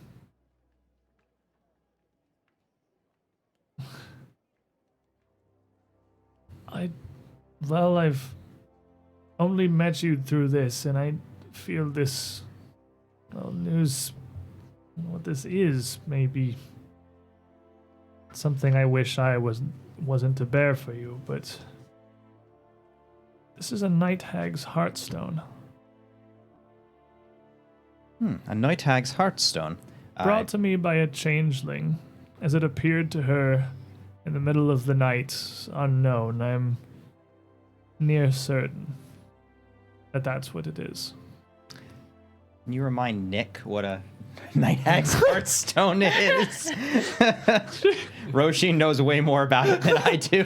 Well, when a night hag dies, So, no. When two it's night their hags heartstone. You rip it out of the hate chest. each other She very would much. definitely know that night hags can invest a portion of their power, and in fact almost need to invest their portion of their power into a creation of this manufactured gem called a heartstone. The gem itself is not, it's not mundane, it's not traditional, it's not something that was mined out of the earth. It was something that was created directly by whatever hag made it. And it stores a decent portion of her power and beyond that of her actual being.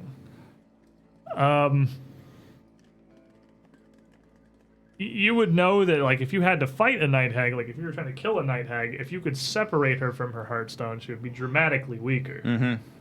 So, like, just leaving it, she has willingly made herself incredibly vulnerable.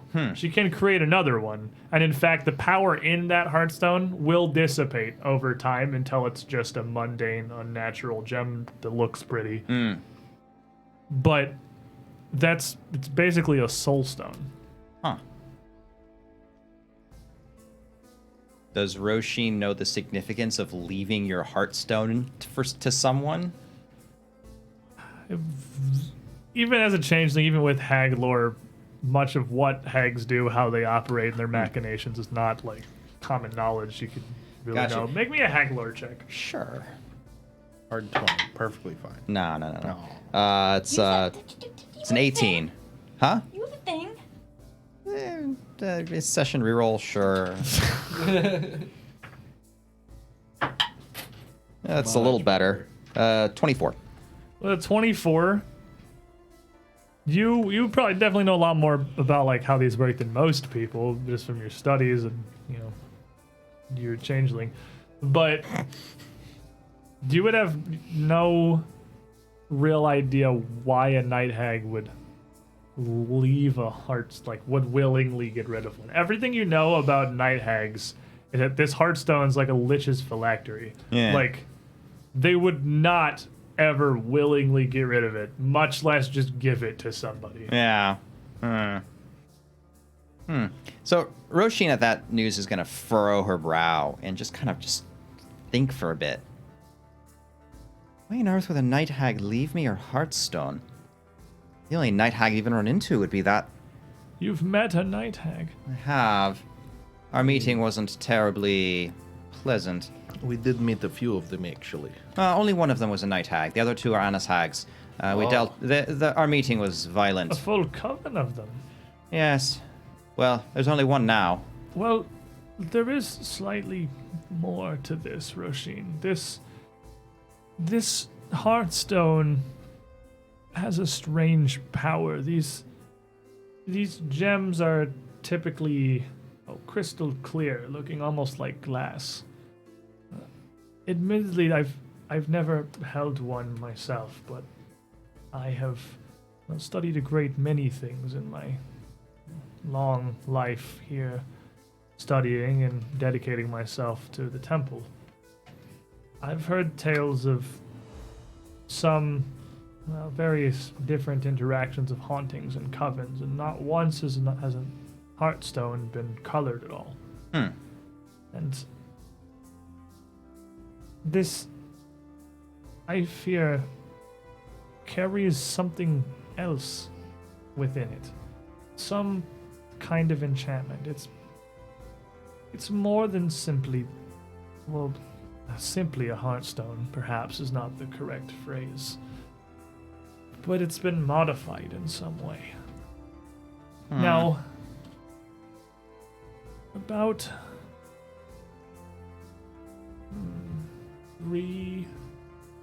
350 years ago, perhaps, I did help another changeling girl. She didn't have a heartstone, and she didn't bring me any object, but she came here seeking guidance. She didn't know where else to turn. She had started having dreams and feeling a pull. And to my research, there's even a name for it, a call. I'm familiar. Have you experienced any strange dreams, hallucinations? Of course. I had a fairly vivid one just the night before, right when this showed up, in fact. But I'm no stranger to them, in any case. I've gotten fairly used to them, to be honest. The best I can give you, Roshin, is wisdom, perhaps, as far as I can tell it. Get rid of that stone. either destroy it or cast it into the ocean. But I fear that if you keep hold of it, it may be a conduit or something of some kind, something that its creator can use, that she can find. And if it's another fight she wants. I don't know much of the specifics of hag magic, but even with conventional magic, it's difficult to precisely transport an object. She wouldn't have had to hand deliver it herself, but I'm almost certain that someone would have. Perhaps a familiar of hers? That's possible, I suppose. It would be difficult for Spooky Horse to get into a hotel room, wouldn't it? I don't necessarily think so. Nightmares can run between dimensions easily enough. Running through a hotel wall shouldn't cause any difficulty. I feel like smoke would wake you up, though. If she had this heartstone on her person, she too would be able to pass between planes without much difficulty. I know more of the object than the hag themselves and what it's capable of. But I know their predominant purpose, well, beyond just maintaining a portion of her power, is to bind souls, to hold them almost as a hag's hoard. It As- could be soul in stone? Perhaps that is this extra enchantment, this strange addition that I'm detecting. It may be. Perhaps. It's not impossible. This is a hag's attempt to reach out to you, perhaps. Especially if, as you said, you fought her in her coven before. If it is that same hag. How long ago was this encounter? Oh, not terribly long ago. Maybe a week, if that. 4 or 5 days, give or take.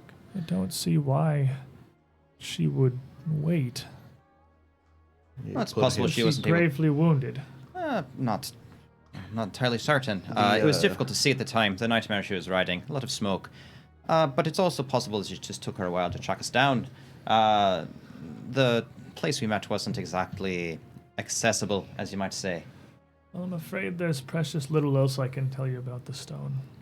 As I'd said, I would advise, with absolution, that you be rid of it. If you can't destroy it, see to it that it's lost and ideally never found again by anyone. But either way, its place is not here in the Temple of the Night Sky. Why, I bought the scrolls first. Get out! Get out now! Go! It's cars, get out! She's gonna show up here and eat all of us. Leave! She still has her hand down on her knee.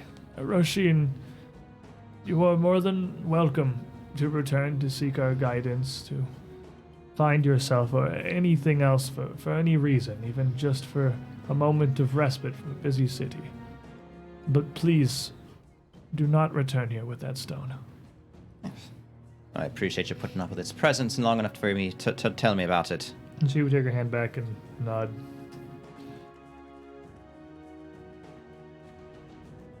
I do not imagine that after it has been brought here, remaining some extra minutes will make a difference in the Fate's grand schemes. And I do truly wish to help you as I can. That changeling girl, when I was younger, that had come to me. We tried to help her. We took her in. I watched over her in her sleep, but she rested here even under the eyes of Desna herself. The butterflies could not keep her dreams at bay. And slowly she grew irritable, and then irrational, and simply left. Hmm. I know not what happened to her beyond that, but it is rare that I am given a decent period of peace where I don't wish I'd done more for her. Well, I would at least try to comfort you, knowing that the call is not always an easy thing to handle. And it's also possible perhaps she didn't entirely succumb to it. It's also possible she decided to strike out into the world and deal with it a different way. The stars have told me no plain truths about her fate. I've asked them many times. Well, fate rarely gives you a plain truth about anything, I think. That I can wholeheartedly agree upon. Roshin, if you feel any more of this, if these dreams, these nightmares persist, even after you've rid yourself of the stone, I worry that you'd had them prior, but I understand perhaps that is the nature of the changeling. Unfortunate as your lot in life may be, many changelings are never truly free from their mothers. This is unfortunately something that I've discovered as well. But, well, it's something you have to deal with. And unless, of course, you decide not to deal with it, in which case it just gets worse. Well, I wish you the best in dealing with this however you see fit. I've given you what wisdom I can impart, Roshin, and you seem capable and fit. You can handle this as you believe is best. You certainly know much more of your own situation than I do. We've only just met. If I may take a few more minutes here, please let me think on this. Of course. And Roshin's gonna kind of sit in the middle of the grass under the open sky, and she's going to go and just open herself up to being receptive and just see if she maybe can get an omen about what keeping this stone over the next 7 days would be like. Because this is like as close a connection to her changeling heritage as she's ever had. She's really loath to throw it away, just kind of because fortune teller lady told her to throw it away. Even though that's probably the smart thing to do. Okay. So I'm just gonna cast a read omens, and I'm gonna see what I can come up with. We have the actual magic for this. Yeah, and actually getting omens. It's Gonna come back imminent death. Run. It's like death in 5, 4, 3. Oh god. So I kind of focus here. Opening yourself, as you said. yeah, and it's just a cryptic clue. Oh, thank you, Dis. Yeah, you're welcome.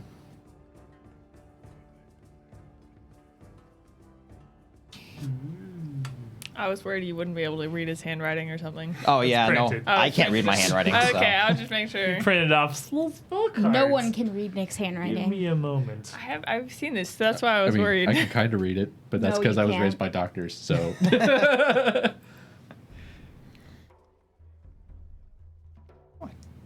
Perfectly legible. it's definitely better than my dad's. That's the letter M. I'm glad you picked out one of them. That's good. Dude, somebody, right. Somebody handed me a cursive note the other day that looked like You that. would, with this magic, this particularly powerful divination, receive a bit of understanding. Whether it's a message from Milani herself or what it may be. Blood and fire lay forth on your path, drawn not from your sword, but born of wrath.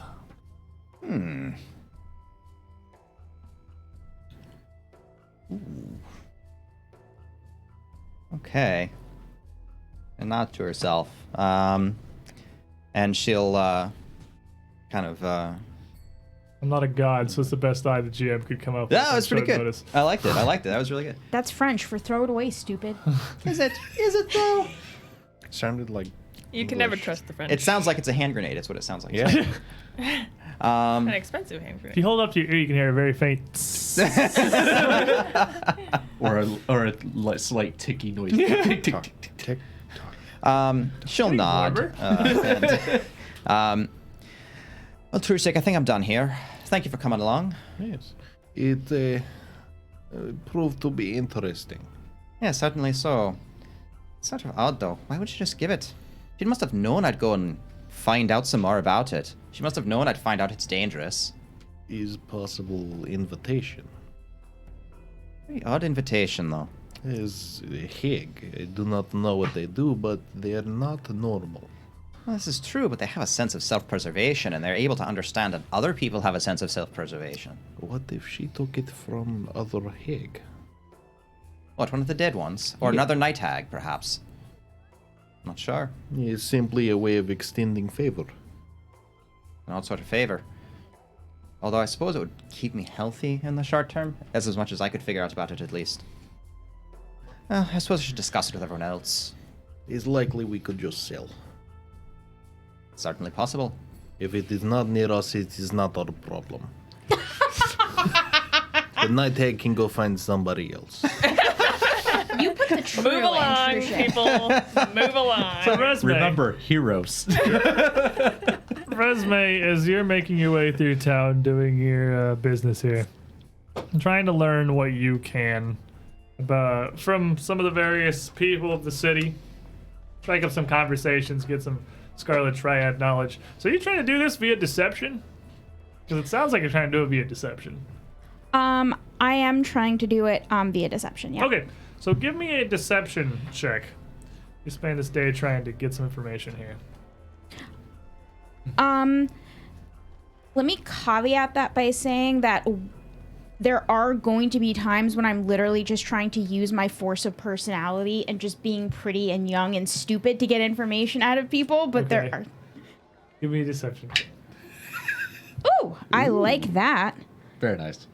That's gonna be a 35. So with a 35, you would not learn a lot about any Scarlet Triad, but you would hear here in a major city with a major port that does a lot of major trade, much more about the Scarlet Triad that operates out of Katapesh. You would know that that is a group that goes far back and does have some trade with the city of Kintargo. It's a name that, like, larger scale businessmen would recognize as they're just, a major consortium. But nothing, it seems like, all they know is surface details, what they are, where they hail from, and that they're old and well respected in Katapesh, if, again, quite possibly, probably not even the same Scarlet Triad. What you do learn, however, now while you're looking around, is a little tangential Scarlet Triad information, because you already know that they're operating out of Sunset Imports. And around the area where you're staying and around the docks, you can learn a pretty good amount about the goings-on of Sunset Imports specifically. I was also very interested in that and in dropping that name to see what I can get of it. You would know that it's been run by the Madrad family for decades. Always been a pretty leading business in Kintargo, and you know most of its imports are from Arcadia, which is a place that probably exists, and that's what I know about it as the GM. They make arcade machines. Look with your special eyes, Derp. Find Arcadia. That's your job. Not your normal eyes. And they distributed specialized. those goods all throughout Cheliax as the greater empire. You would also learn that apparently they did much of their business with House Thrune directly throughout the years that this was still just a part of Cheliax. And since Ravenel seceded, business with House Thrune in Kintargo is not great. So in the last few years, Sunset Imports has declined pretty severely. They've had difficulty picking up that giant hole in their purse. And you would also hear from really just a ship's captain, a merchant running.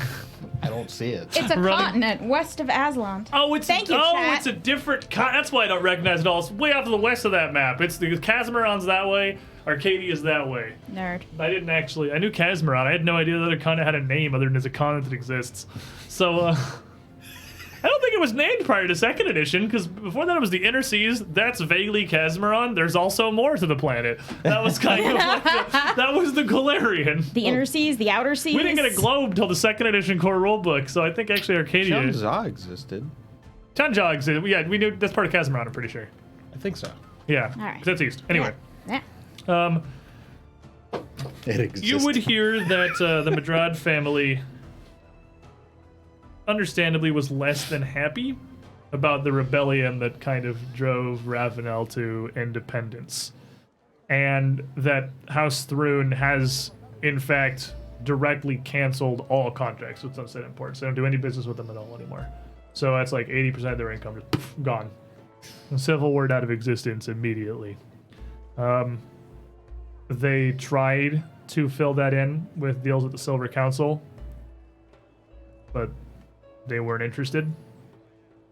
And they have been very desperately struggling. The current owner of Sunset Imports, Surya Madrad, named from the Cape, who runs the place, has tried a decent litany of expansions upon the import business she did before, from running a theatrical banquet or sponsoring them to almost changing her business model entirely, but nothing's really caught. She kind of still acts much like a Chilaxian aristocrat. It's very old-fashioned. It's very out of what the city of Kintargo wants now. And this particular captain does not really believe they're long for this world. Interesting. Well, thank you. That is very interesting. Coming to a new city is always so disorienting, not knowing who anybody is and hearing all these things and not being able to put them into context. And as you're moving around through the city, kind of learning all this stuff, you would notice as you walk by, just kind of, I mean, you would end up passing vaguely near Sunset Imports just because it's got a pretty central location, the docks. The front doors to it during the day are just open. It's still running. The showroom still appears to be just totally open to the public. It's still Sure, totally I'll go in. available. And so she pokes her head inside. Look, you wanted it so bad, I had to give it to you, man. You looked at me like a kid on Christmas morning, like, Mom, where are the cookies and milk from Hey, you know Santa? the two people who the Crimson Triad might Actually recognize, yeah. I wonder if the squishy one who has no way of really doing anything except getting She is a wand of dimension door. Yeah, she can leave. She I can have leave. the actual can spell leave. dimension door. She can also just cast it regular. Like, she literally juked a demon before, so... He followed. Yeah, but she juked him eventually. You would head in to see a much more well-lit show floor than what Trishie could see in the other day. Goods on display, and as a matter of fact, as you enter the area, A brand new cash register. brand new cash register. There would be no cash register. kids steal my cash register. I'm surprised they wouldn't have like a spare just in Oh no, the cash register's immediately. been stolen. Good thing I have my spare cash register. I mean, if it like Stupid breaks idiots. down or something, They, you'd want to have they a stole spare. the decoy cash register. The real But, one was in a hidden compartment. The shop counter would just be there, and as you were entering the door, you would hear some faint music, string music, emanating from the mandolin on the northern side of the room, that as it floats over this little block that he'd seen, the strings actually appear to pluck and play themselves. Oh, that's cool. So there's some calm, peaceful mandolin melodies drifting through the area, exquisite rugs and all kinds of geometric fashions across the floor. You can see that much of the decor and decorations around the area for sale are carved of either a strange near white wood or that salt and pepper marble the granite that looks almost like marble that he had seen of some statues and some creations in the back. A woman is kind of leaning against the shop's counter inside, dressed in what is, I would say, Chelish high fantasy adjacent. It's more modern. It's much more colorful. The predominant color of her gown, a bright turquoise blue, but it has almost a gold kind of frilled collar coming up around it, and a very, very thin veil drawn over her head, around some bunched up dark hair, and a very well-maintained bun perched on the back of her head. And she looks definitely a bit darker than most people you'd find in Cheliax in the doll. And as she notices you coming into the door, She, almost looking kind of annoyed, rights herself and comes around the counter to approach you. Pardon me, are you lost? I am Lady Saria Madrad, the owner of this establishment, and I assure you there's little here to interest someone of your pedigree. I fear I might be lost, actually. I'm new to the city, and to tell you the truth, Well, I can direct you to a great many inns and taverns where the concierges may be perfectly happy to assist you around, but this store, we have nothing here for you. I'm sorry. Oh, but it looks so pretty. It's one of the nicest things I've seen as I've been through the city so far. Yes, well, feel free to take your looks from outside the doors, perhaps, but I would prefer to leave my showroom free for legitimate clientele. Now, please. Really? What an interesting sales tactic. First time resume's ever been thrown out of anywhere. I have simply learned in my years of running this business that it is not worth wasting my time on common rabble with no intent to spend, nor the purse to match.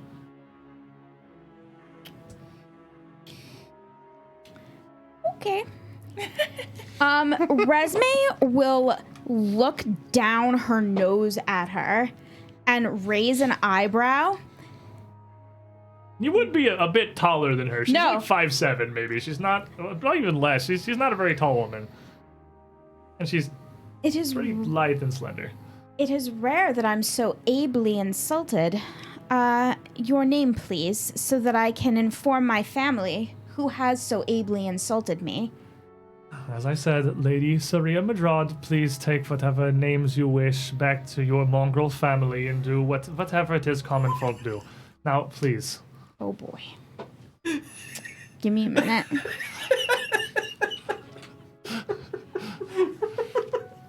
What are you rolling? We'll see. To not set her on fire. Well, I should pick out their eyes. I'm gonna Roll say me- that's DC 42. Roll me a perception check. Why are you talking to her here? 17.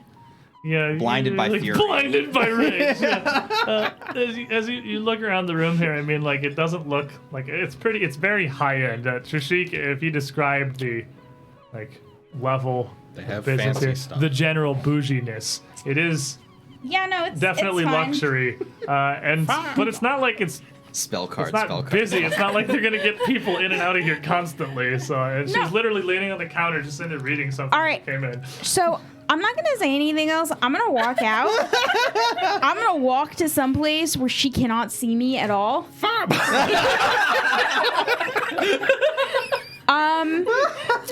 Right in that open front door, too. I'm gonna cast Prying Eye, and I'm gonna send the Prying Eye that is invisible back in there, and I'm going to stand quite far away, and I am going to watch and see what she does after I leave. Okay. Because it's invisible, she can't see it. So you leave, you walk yourself some distance, and it's invisible. It's like Yeah, I know. clear. Like you can see it, but she'd have to be looking for it. She's Yeah. not just gonna notice it unless she's secretly a 20th level wizard, in which case Yeah. you have much larger problems. Much larger problems. You cast fireball, she's like, really? Really. That's cute. Dead. But Power word fireball. as your little eyeball sails to the docks districts here and back into the showroom, you can see that Surya has gone back to her counter. Vectu leaning against it and has picked back up whatever it is she's reading. What is she reading? It would just be some random novel. Was it a romance novel? Did I interrupt her at a really good time? Because that's actually like a good explanation for being grumpy. Do you want it to be a romance novel? Sure. It's a romance novel. Awesome. Just some generic, just like, literature that exists. Well, I mean, at least I And- can read something while I'm waiting for. And as she read it over her shoulder, she's sitting here reading through it. She keeps occasionally glancing towards the doorway, towards the front door every now and then. How long are you watching it for? How long does Oh. Prying Eye last? Days. and I think It's sustained. It's sustained. It lasts until I do, and I'm not. I am going to. I want to. Like she has inspired vengeance. Phrasing on the Pfizer channel. What? Oh, last as long as I do. Ah. But as you watch her, you see that as she keeps throwing these kind of glances towards the door, after a couple more minutes, she does eventually stop and goes back to just not paying any attention, just sitting there reading through this. She was looking for you to come back in and buy something. And she flips through it for 5 minutes or so before she closes the book and puts it down underneath the counter next to where the cash registers would be. And then she grabs a fine pile of some like thick, rugged, but fluffy linens and just starts cleaning off the counter in front of the area and walking around and just tidying up the place, not doing much of anything. Imagine And how is- annoyed you would be if you went an entire week with no sales and then got robbed. It's not a good day. It'd be unfortunate if someone would rob the place. So as she goes Unfortunate through if and there you were a fireball. watch her, she spends the next 20, 30 minutes tidying up things, but she gets works her way over to cleaning off the granite stand for that weird automatic playing mandolin. Just kind of stands in front of it and just looks at it for a minute. Just sort of listening to it, just almost vacantly staring at it. So she kind of sighs and takes the cloth and goes back, continuing tidying up around. Walks out a couple of steps and just folds the cloth between her two clenched hands. And just staring down into the corner of the room, the bottom of a well-appointed plush couch sitting in the corner on display. Just doing nothing for a minute or so.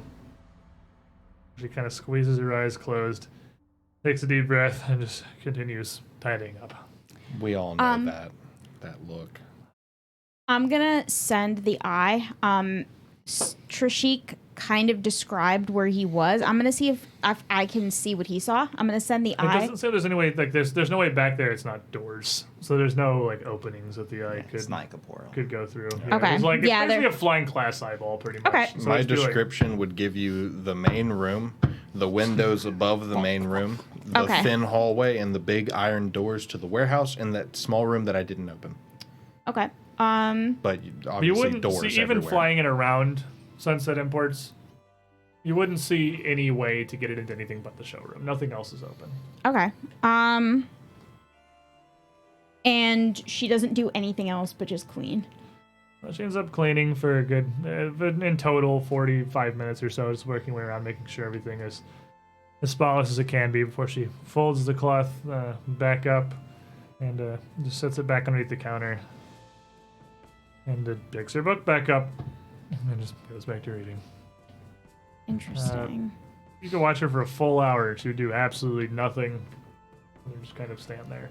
After an hour, you would see another somebody poke their head in. A man with his daughter. Looks like he might be a sailor or a ship hand of some kind who comes in. And she like almost does a double take, puts her book down and heads up. And says exactly the same thing.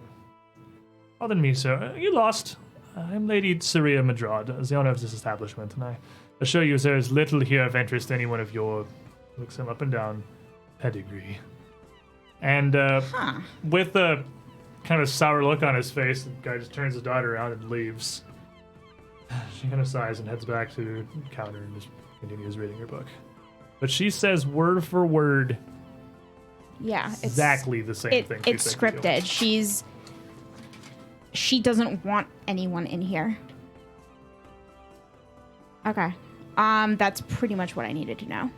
I'm gonna leave. Okay. Oh, dismiss your eye. Dismiss I guess. my You've already eye. left. You're already gone. You're just hanging Yeah. out in a corner somewhere, staring into infinity as you magically manipulate a glass eye through the streets of the city. People are like, Who's this crazy? Wigged out on something. Just don't bother. don't look at her. I think there's Never something in- touch them when they're I like think there's that. something in the water, you know, see What flaming happens when you dogs. chew too much flayleaf, I guess. Squid's in his mind palace. All the pizza he could ever want. I'll head back to the inn to meet up with everybody else.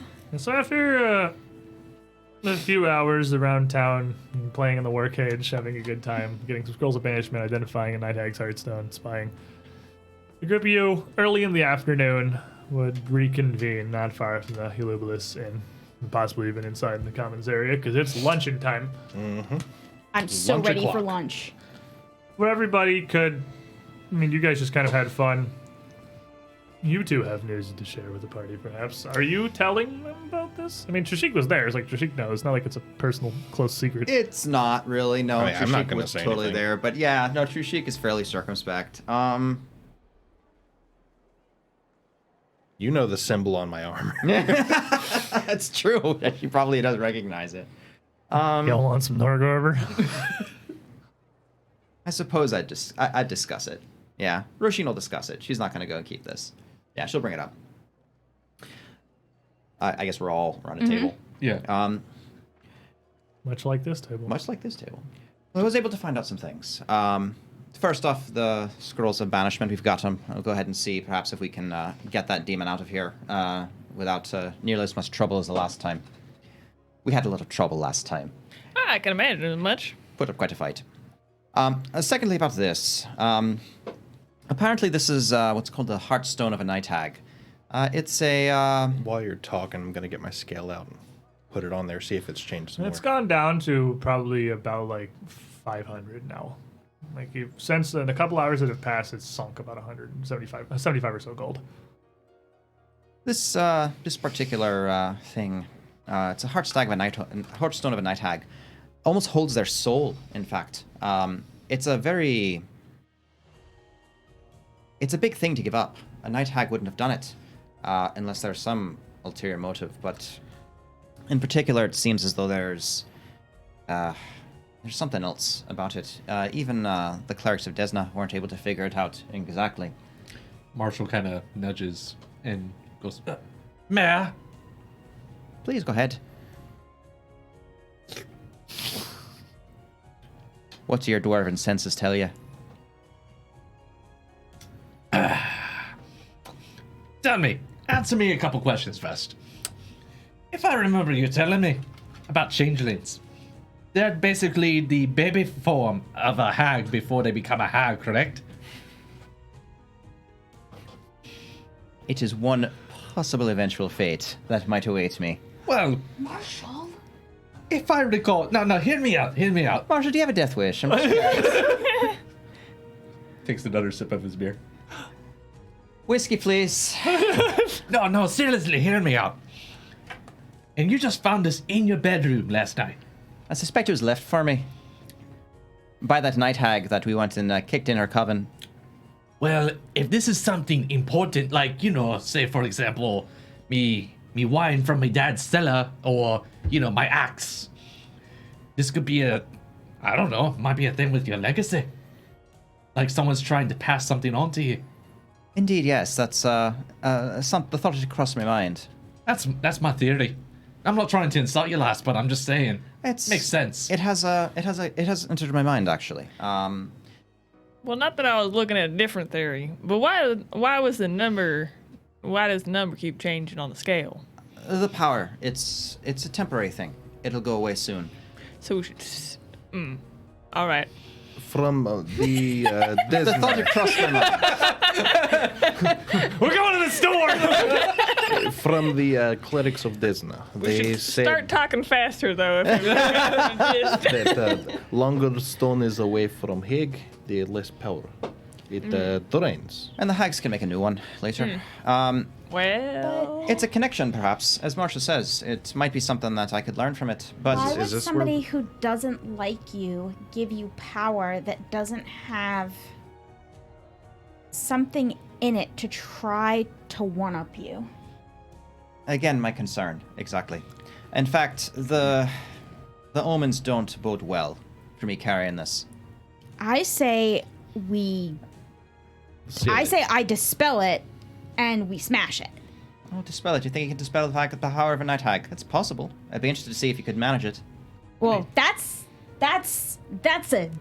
You can't just. It's a say dare. That. You It's can't totally just a say dare, that. yes. You Oh think you my can handle god, it. let's do it. So, but it ain't no. Oh like, my God, Rashid. Rasheen, did you just Oh, no, throw you that didn't. down? You can't just do that. But if it does have some like sentimental reason or nothing, like we're not gonna be, I don't know, casting out some familial like call to war or nothing. Well, that is generally a good changelings don't have the best relationship with their parents. I feel like this is kind of a significant. I mean, Rasheen, the only It's my thought. family that matters to you is in this room right now. Your mom does not want anything good to do with you, and you don't want to go down that path. You're You've just told saying me. that because you want to dispel it. I'm saying that because I really care about you, and I don't want to see you become something you're not. trust me, I understand. Like I said, I'm carrying me dad's legacy with his rage. I just turned it into something useful for good. It just turns me into a giant. Just happens. I thought there was It just something going to happens. be after that, but it was just giant was the end of it. I mean, that's the best way I can describe it. I don't have any fancy words, like, you know, our little sorceress here. At the very least, But I understand legacy. if this thing does wind up causing... I'd like to keep it, if for no other reason than to learn more about it, but it could be dangerous, and it's not right for me to keep it and not talk with you all about it. Well, it's up to you. I mean, it's your family. We can't do anything to stop it, and we'll keep an eye out in case you go all crazy or whatnot. Well, it's very kind of you to say so, but...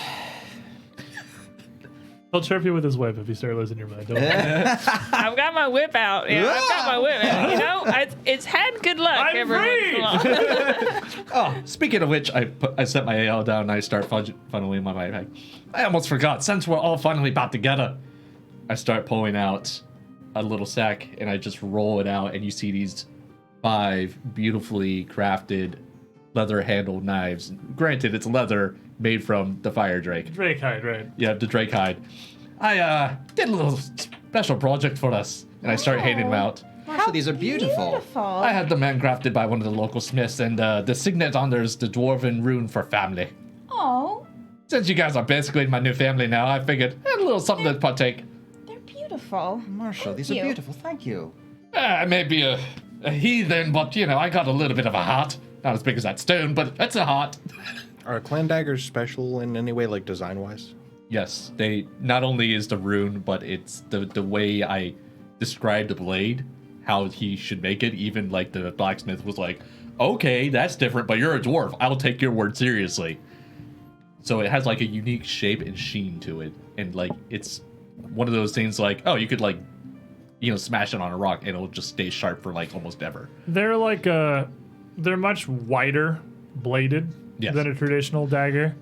As it's more, I mean, you could use it as a weapon. It's almost more ornamental. Yeah, it's more of a It's simple it's actually slashing instead of piercing. You can even they're versatile versatile bludgeoning, bludgeoning, right? Yeah. You can, they're wide enough. You can just beat people with them Yeah. perfectly I think it's effectively. the only versatile bludgeoning yeah, thing they that are. They are exists. like fat bladed knives. Like Yeah. it's pretty. It's girthy. Rasheen, that's a legacy. Just keep it close to you, no matter where we are. That's a reminder to all of us that we got each other's backs. That's how we do it in the dwarf. Marshall, it's beautiful. Thank you. It's a wonderful sentiment. To family. To family. To family.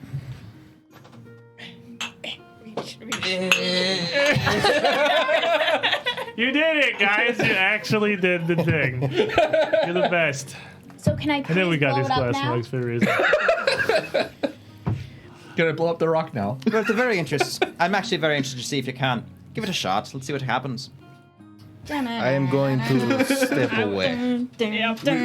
We're just all behind, you know, your shield just huddled Yeah. behind.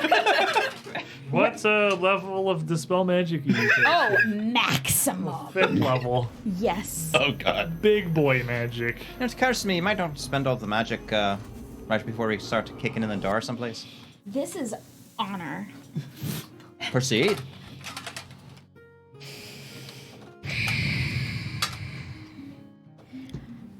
I don't like that you want to hurt my friend. You stupid rock. You stupid rock. Gone, stone. From whence she came. She'll start chanting and intoning words that no one really understands. And She's making them up. she'll eventually intone out Nola Davides. And she'll kind of say it over and over again, and then a pulse of magic will cast out from her and into the stone. Had to half cast that one for a couple minutes. Yeah, I'm learning from this guy. All right. Give me that dispel roll. That's gonna be one of these hero point thingies. Worth it. Thank you. You gotta win at this. Kyrie JCB.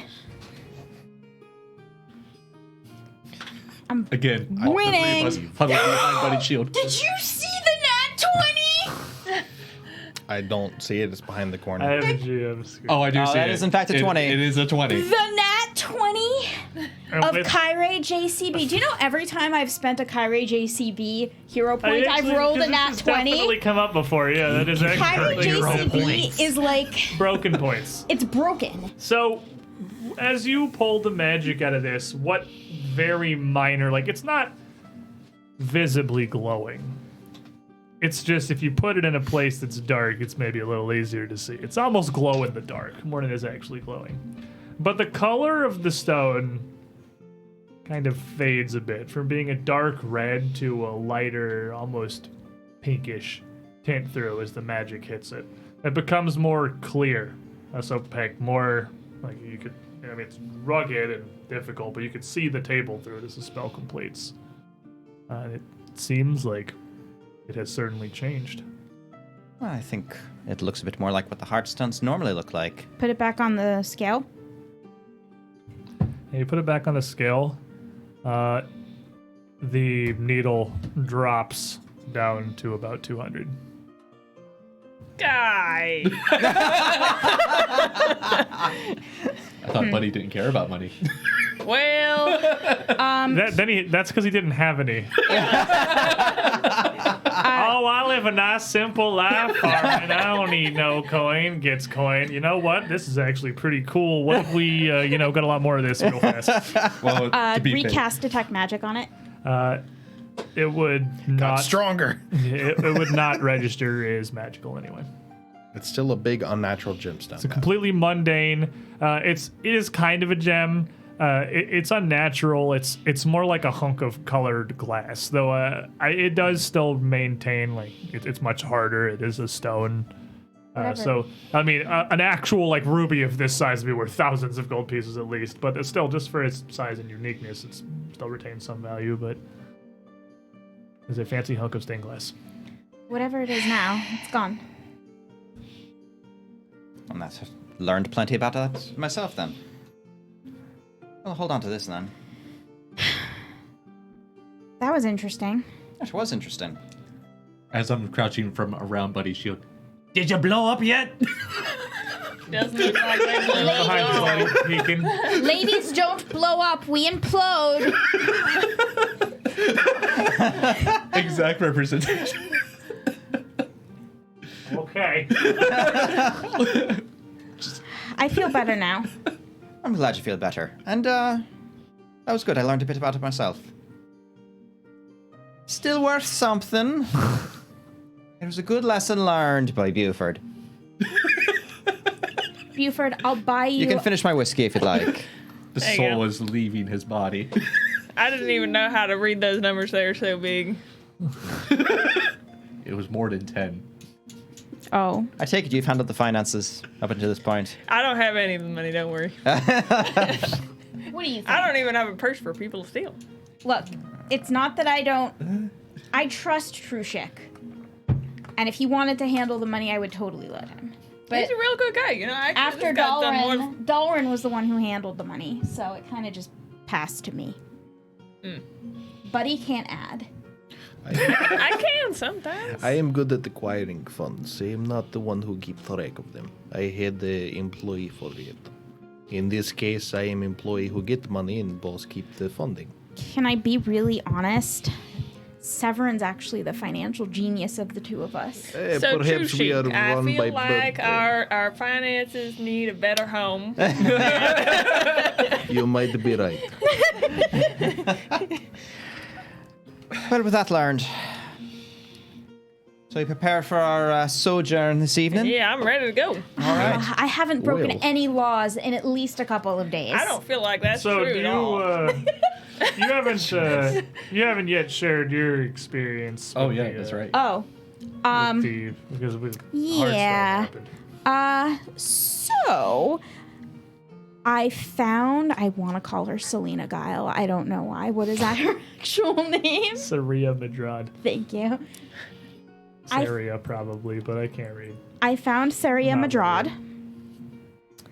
She does indeed work there. She is alive.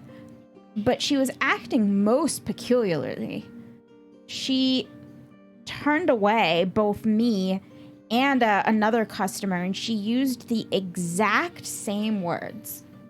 Like verbatim. And then just spent the rest of the time being grumpy, reading a really bad romance novel. I mean, really bad. Like, even for the genre, it was unacceptable. And then she spent the rest of the time cleaning. I mean, from what I could tell from the ledgers, perhaps the slave trade has not been going so well recently. Or more likely, she's just trying to she's closing the store down and just having it operate as a front. I'm wondering whether or not she's not under some duress. She probably wishes she didn't have to go and resort to such a thing. Glory days being what they were. You probably found her on bad day. She was just robbed. That's the poor woman. What could have happened? Being robbed is one thing, and I could understand her being not so happy about it. But the same scripted words, that's Well, I not mean, every natural. time I've been kicked out of a bar over at Wizard's Grace, they normally said almost the exact same thing every time. I don't feel like that's strange. Buddy, how many words do you know? A lot of words. I believe that what the resume is trying to say is that the shop is a full front. You cannot walk indoor and do business. Exactly. Well, I don't know. If you walked in with a bunch of coins piling out of your pocket, you may be able to. Have you seen me? Resume cuts quite an aristocratic air. But what if I walk in a room with a bag full of, say, about 1,200 gold worth of valuables, asking for a purchase? Oh, wants the sack so I bad. almost forgot. I might be able to contribute. I almost forgot. I was going to save this for later.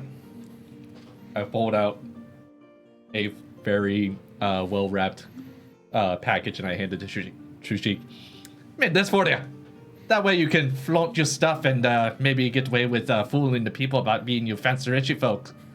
So I reckon I'll open up the packaging, and inside I will find the jacket, right? The red drake suit, Double-breasted the very finely tailored suit, and on the patch you see like finely written, like almost more fancy than you could probably have the dwarven rune that says the boss. That basically dwarven rune for the boss. Perhaps I should just wear this from now on and move the magic from my armor to this. You're gonna look like a mid-level World of Warcraft character. You got this green and gold cloak. You got this red, like, drake scale jacket. I'm sorry, you can't wear that without putting on the Ritz in the background. I would Or we definitely, should stick to a walking cane to go with it. I would definitely want to move my Well- runes over to the red suit, though. I just figured, I'm like, you know what? He's a fancy like mob boss type guy. He's like, I got a lot It's the of. Christmas lizard. It's just like, you know what? And remember, Marshall acknowledges him as like the crime boss in our group. So I was like, you know what? Might as well look the part. Here you go. This is not a zoot suit. It's- Santa Claus. Well, Sorry. with that, Trishik and Thank you, Arcadus! Santa Claus! Santa Claus. Maybe you could use that to, you know, disguise yourself, sneak in, and be like, Were you? Oh, yeah, Were you wanting disguise. to do that? Like, you want to take the sack and go to Sunset? I have to give you the Well, sack I feel first, like but- we should. I mean, if there's people all chained up, like you say, I think we may want to just go and guns blazing. Although Well, without guns, because My we don't have any plan guns. is to get crossbows into pewing? My plan is to get into the door. And Well, we can just walk through the door, can't we? but if you wait nearby outside, and I go in and lower God, and And then wait for what? the We do right the same moment. thing, Well, are you right? suggesting that we do this in the middle of the day instead of the nighttime? yes, That's genius. I feel like that's a terrible idea. That's an awesome What idea. if loud noise and stuff, and other people and innocents But- walk in and I was about to say, what There is would subtlety? be Like, let's be town- honest. Are there any innocents that are going to walk into a warehouse, especially when the shop owner is going if and turning there's people away at clanging the door? around, there's screams and yellings and hollerings and magic But going, there and the is cops town run guard. in, and the town guard runs in. They get hit in the crossfire, and their wives and children are there crying at their door, and we have to walk in. You And have a be very like, vivid imagination, don't you? Well, yeah, sometimes. well, the plan is I lower God, go in back with Lady, and then Marshall come in, break down big weekend door, and we all simply go in. And when gods Why come, don't we we just- have the slavers. Why don't we just do this in the first place and just walk in like all of us? Because if I can potentially lower her guard and get her I unaware, don't see what that'll make a difference, though. Well, I suppose if the question is being this, if we walk in there, and are we just thinking of walking in the front door and just walking through it? 'Cause isn't there a back door or something? Didn't I mean, you, I understand. I was I about to understand. say there was a back It was easier for us to go to the warehouse at night when you'd scouted it out, but in the daytime, it might be better to go in a more subtle way. Is there a back door we could go into? there are doors on every wall. It could be more convenient then, with her turning away people at the front, and it having a bad reputation. It sounds like from what Resume's talking about. Then perhaps then it might simply be easier for us to just Well, go in the back. If you would like, I can get us inside door again. Is no problem. And they go straight to in the warehouse. That sounds ideal. I mean, we could go. I mean, it That wouldn't be a terrible idea to go at night, though. I don't know. I will need a cover to unlock the door. It will take about 15 to 30 seconds. I could start a fire. I do not need fire. I mean, it's a distraction. I need simply men to stand between me and the. That's what I normally I'm going to do. say we have someone perfectly suited for Yeah. it. Actually, we have two men perfectly suited for I it. also draw a lot of attention. So We I got don't one think that's loud, and anybody- we got one that's shiny. So there you go. He's taller with a hat on, and then you're very broad. It'd be perfect. I am a dwarf. What are you talking about? Any kind of decent distraction, people stand between me and the crowds, anything to give me enough cover to open So we're going door. a day or night? I think we could do this in the middle of the daytime, it seems. Yeah, daytime. I can totally create a distraction. And no fireball. No fires. I promise, no fires. I can still create a distraction. Please let me Well, do it. let's- Honestly, it's a busy I day don't outside. I know don't if think we there's a really reason need, for a yeah. distraction per se. I know you really wanted to create a distraction. I let you dispel the rock. Aren't you happy with that? You already had your way with that. Give it to another day, perhaps. Then you can go ahead and have your way with something else. We can blow something else or create a distraction. You'd be very happy. I get my way more than once a day. That's not the rule. So it sounds like what we're gonna be doing, the group of us, is heading down to Sunset Imports right now. While people are about, there's a lot of hustle and bustle and cargo movement and shipping happening, a lot of noise. Sunrise imports. If there's a lot of noise, it's the perfect cover for there Yeah. to be a small battle in the middle of a crowded warehouse. And I'll bet you no one's going to be moving stuff out of this warehouse. Not if I set it on fire. Nope. Not doing that. have no business. It's sad when the barbarian has to tell you to behave. I think, Raging barbarian, just calm down. I think here, now that it seems like we have come to a plan on the eve of our door kicking in and sword slinging and fireball flinging, it's a perfectly good place to stop this. Yep. Because that means we come back next week for another episode. We're going to be heading right into Sunset Imports. Some way. I don't know that we're entirely fully decided on what exactly it is we're doing when we get there. We have but like 3 ways to do it. We can decide. you when we get have there. a litany of options. You can do so. You got so much room for activities. break a window do this because we can. 50, have- break we a have a- window to 20 feet off the ground. Because, like, why not? Just, you know, We have a week to we're figure it out. doing so. it. It's heroic. We're the heroes. That's how that works. Squids are Everybody's playing on way the too much roof. Deus Ex. That's the Yeah. problem. Everybody's on the roof. Nobody Every can get building has down. 3 ways inside. Phantasmal killer. I don't think that opens What? doors. Her. And We're the murderer. heroes. Hey, you! Dead. Anyway, how are we getting in the warehouse? Now there's a distraction. The guards will be investigating the murder in the front while we go in the back. They'll never think to open the door. We have a Karen situation. Mega mind. 5 head tactics planning here. If it works, If it works. But what if it works, But guys? what if it is for pyromaniacs? Chats, those of you guys hanging out here, thank you for coming by. Hope you're enjoying our shenanigans. whatever it is that we're Whatever doing we do. with the Age of Ashes. Welcome back, Bryn. Aren't you made it so back. glad? We Did you see how are. much you missed? I Yes. did miss a lot. I definitely missed you because You're the best straight I'm man taking ever. all those hits for you. That's going to be it for us today. We will be back next week, 2 p.m. Eastern Time, same place right here, twitch.tv/officialpaizo. If you want more of the Two Perception Pathfinder show, we do have the Extinction Curse running on Mondays. Starts a little bit later, 4 p.m. It's over my personal channel, twitch.tv/squiddish. You can just click on this nice yellow name here in the chat with the heart and the Paizo Golem. That's me. We just stream it over there. And, well, Sunset Imports is the lead we got from Cyprus. We know, obviously, things are going on in there. We've seen things going on in Visual there. confirmation. That's not a lot of Scarlet Triad in there, though. So clearly there's You don't need a lot. You have a demon. more An identical demon at play from before. than just this. The question, of course, being what? Why is it called the Age of Ashes if I can't set things on fire? I can't be mad at Technically, you have all of Kintargo to Good set night, on fire. everybody. Good night. Help me. We can't stop you from flying around and burning buildings.